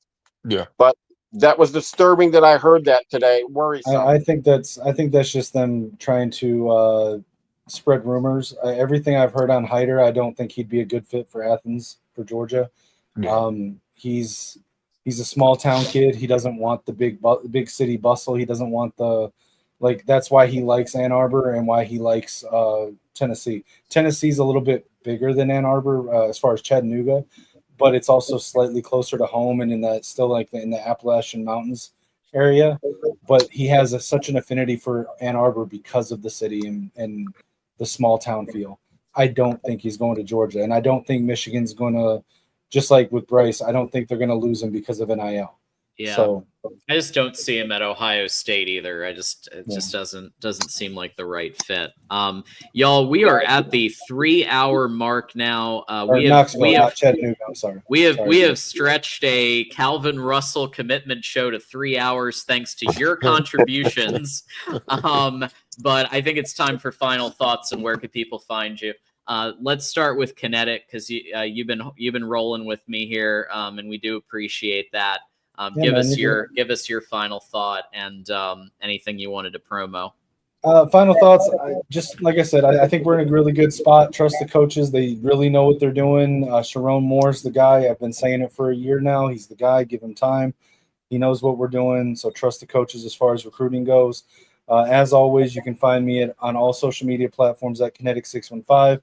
You can find me over on the Monday nights with the Maze Madman and the Boxing Maniac. Just recently, I started doing a gaming / sports channel with our buddy Lichamax. It's called The Gamer Sideline. You can check out everything on that channel as well. And also, I've mentioned before, with the new game coming out, anybody that's interested in doing like a viewer league, a content creator league with our community, shoot me a message on X if you're interested. I've gotten some people that have mentioned it, but I don't know that I would say it's enough interest to actually run one. So if you are interested with the new game, if you're getting it on PS5 or Xbox and want to play with a bunch of people from the community, give me a shout. Let me know. Well, Also, Kinetic, always great to see you, man. Also, this next week, I'm going to start promoting it heavily.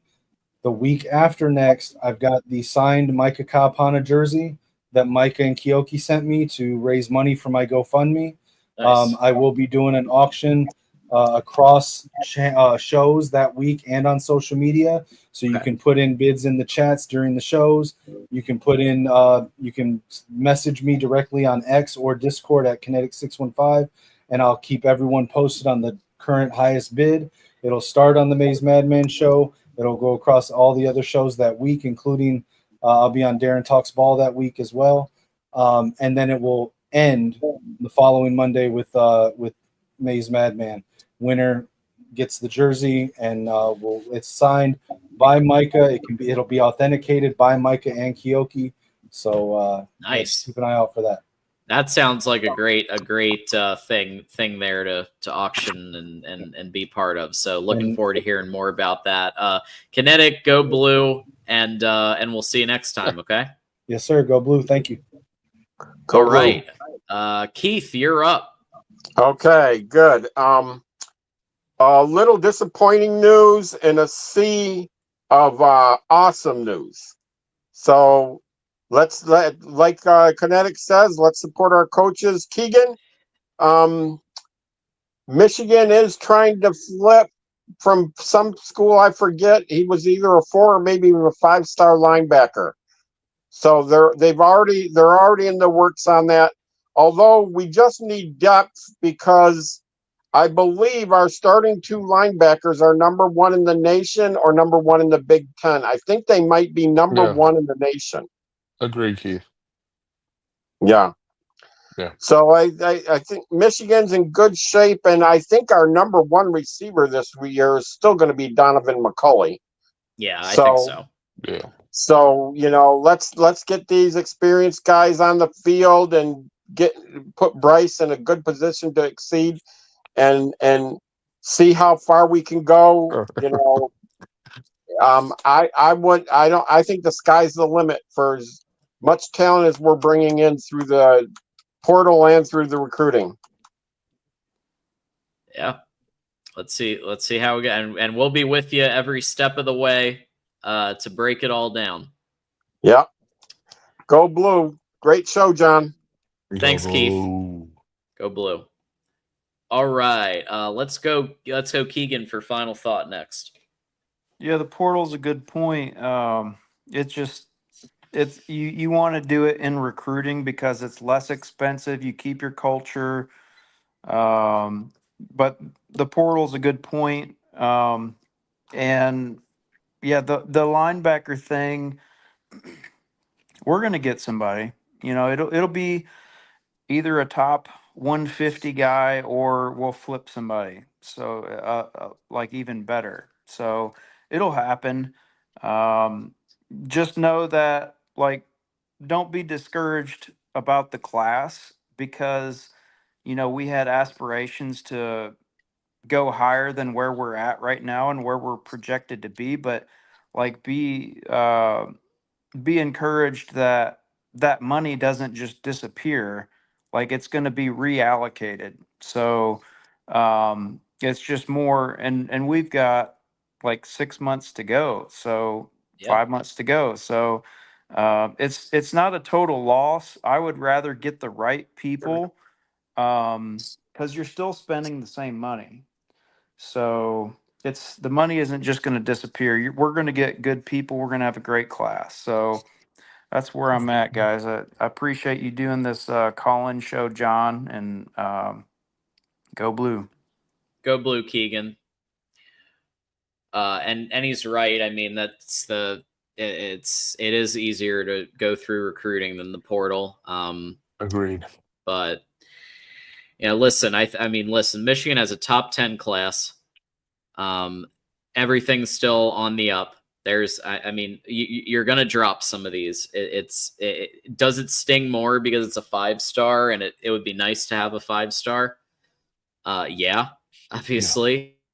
But that's why I think Heider's very important, and why I think they're going to get him. I think there's a reason that's probably part of the reason that they weren't willing to go up to 4.3 to counter Syracuse, saving some money for Savion, which is our most important piece. So Bull, what's your final thought for us?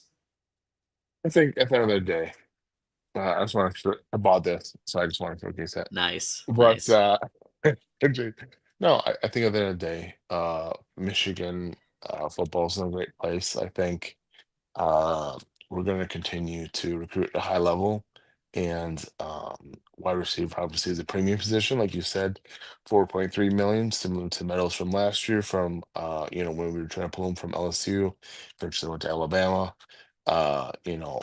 It's the high premium position to try to get. So you got to allocate a lot of money to that because we don't have the proven commodity of the wide receiver. So I think going forward, we're still in a good place. I think the aspirations of a top 5 class dip, right, because of this. I think it's now just top 10, which is fine. As long as you're in the top 10 every year, you have a shot at just reloading. Okay. That means you're not taking a huge dip. You're getting players at top positions with good height and weight that don't have too much of a long turnaround. It's very quick, right? You can hopefully, put 1 year, 2 years in them. Boom, they turn around quickly, just based on their skill, their height, their weight. So I feel great about us going forward. I think especially this year from last year, a lot more height at the wide receiver position with Pyle, with Johnson, and then what was the third one again? Pyle, Johnson, and Robinson. Robinson. Yeah, exactly. Yeah. Very, very well. I think very high floor, possible high ceiling recruits. To combat with our low height, I think this year, so I think going forward, we're adding height, we're adding skill at those positions. And I think going forward, I think we're doing great. I think this year especially, and I said myself, I was like, I need more focus on the D line. I think last year we focused a lot on the O line as well as quarterback. That paid off in dividends. We also got a good secondary out of that too with safeties and cornerbacks. So I think this year, crush the D line. We may just get even more with Deuce Gerald's and Bowler, hopefully. Yeah. Still So some left on the board. exactly. So D line looks huge. O line looks stable. Quarterback looks great. Hopefully Lamar can crush some late stuff here. Other than that, we're pretty good. We're good across the board. I think. We just got to clean up a few things. I think we're great. Top 10 class, and I think that's all you want out of your program at the end of the day. Top 10 recruiting, because then that leads to hopefully reloading, and then playoffs every year. And I think Sharon Moore, with the schedule, especially we have this year, I think is going to crush it. So I'm feeling great, man. Go blue. Go blue, Bull. Have a great night. You too. Wow, what a show. Despite the news, I think just everybody coming together, hanging out the day after the 4th of July what a recruiting class Michigan has compiled. One thing I'm just going to ask everyone to do is understand that, you know, Calvin Russell, let's not jump to conclusions about attitude, or let's not jump to conclusions about anything except what we know. What we know is that Calvin Russell had a great relationship with Fran Brown. Fran Brown has been recruiting very well, especially for Syracuse. They had a good season last year. And what we understand is that Syracuse will allow him to play both sports. He has friends at Syracuse, and we do know from a Syracuse media source that it's an NIL chunk in the 4.3 million range. Those are all very valid reasons. I mean, we can say what we want about it, but you know, this is a player who made a decision for his future, and you got to respect that. If nothing else, I will say that the class that we have, like Kinetic said, the wide receiver class with Jalen Pyle, with Travis Johnson, with Robinson, that's a really good class. And remember, folks, Bryce hasn't thrown a pass yet in a real game. Imagine what's going to happen when Bryce Underwood starts balling out and throwing to McCauley, to Andrew Marsh, to Samaj Morgan. Well, we'll see. To Channing Goodwin, right? And then when these players come on in, Jamar Browder. Let's not forget about Jamar Browder. I mean, there is some massive wide receiver talent on this team. You've got Soup Campbell helping out with the wide receiver coaching. You've got a significant upgrade in offensive coordinator. Imagine the fact that Michigan secured these is impressive because there's no film to back it up yet. 2024 was a disaster in the pass game. Everybody agrees with that. It was a disaster in the pass game, aside from Colston Loveland when he was healthy. So the fact that Michigan has pulled this off is impressive as hell. And if this continues, then next season, I think a 5-star wide receiver is possible. So let's just remember that. There's also the possibility of flipping players. There's the possibility of transfer portal if we need it. So I think everything's going to be fine. And so from there, I want to remind everybody about our shows. So Michigan Wolverines Live is our next show. It's on a special night again. I'm traveling again, so we're doing it a day early, 8 p.m. Eastern on Monday night. So circle your calendar, Monday night, 8 p.m. Eastern. Due to my business travel, going to a place called Chicago, and it's going to be a great time. Never been. First time in Chicago. It's going to be exciting. So we're moving it back a day early so I can still host. And then the Michigan Call-In Show Live, which is every Thursday at 8 p.m. Eastern with TJ and TJ Ronan and Johnny Olden Jr. I did see TJ make a comment here somewhere, and it's like way up now, but I saw it. And so TJ was hanging out in the chat for a bit. Yeah, there it is. Well, shit. I'm assuming he was talking about the NIL package or the overall commitment. But in any event, TJ will be joining me again Monday night at 8 p.m. Eastern for a special night of Michigan Wolverines Live. That does it for me.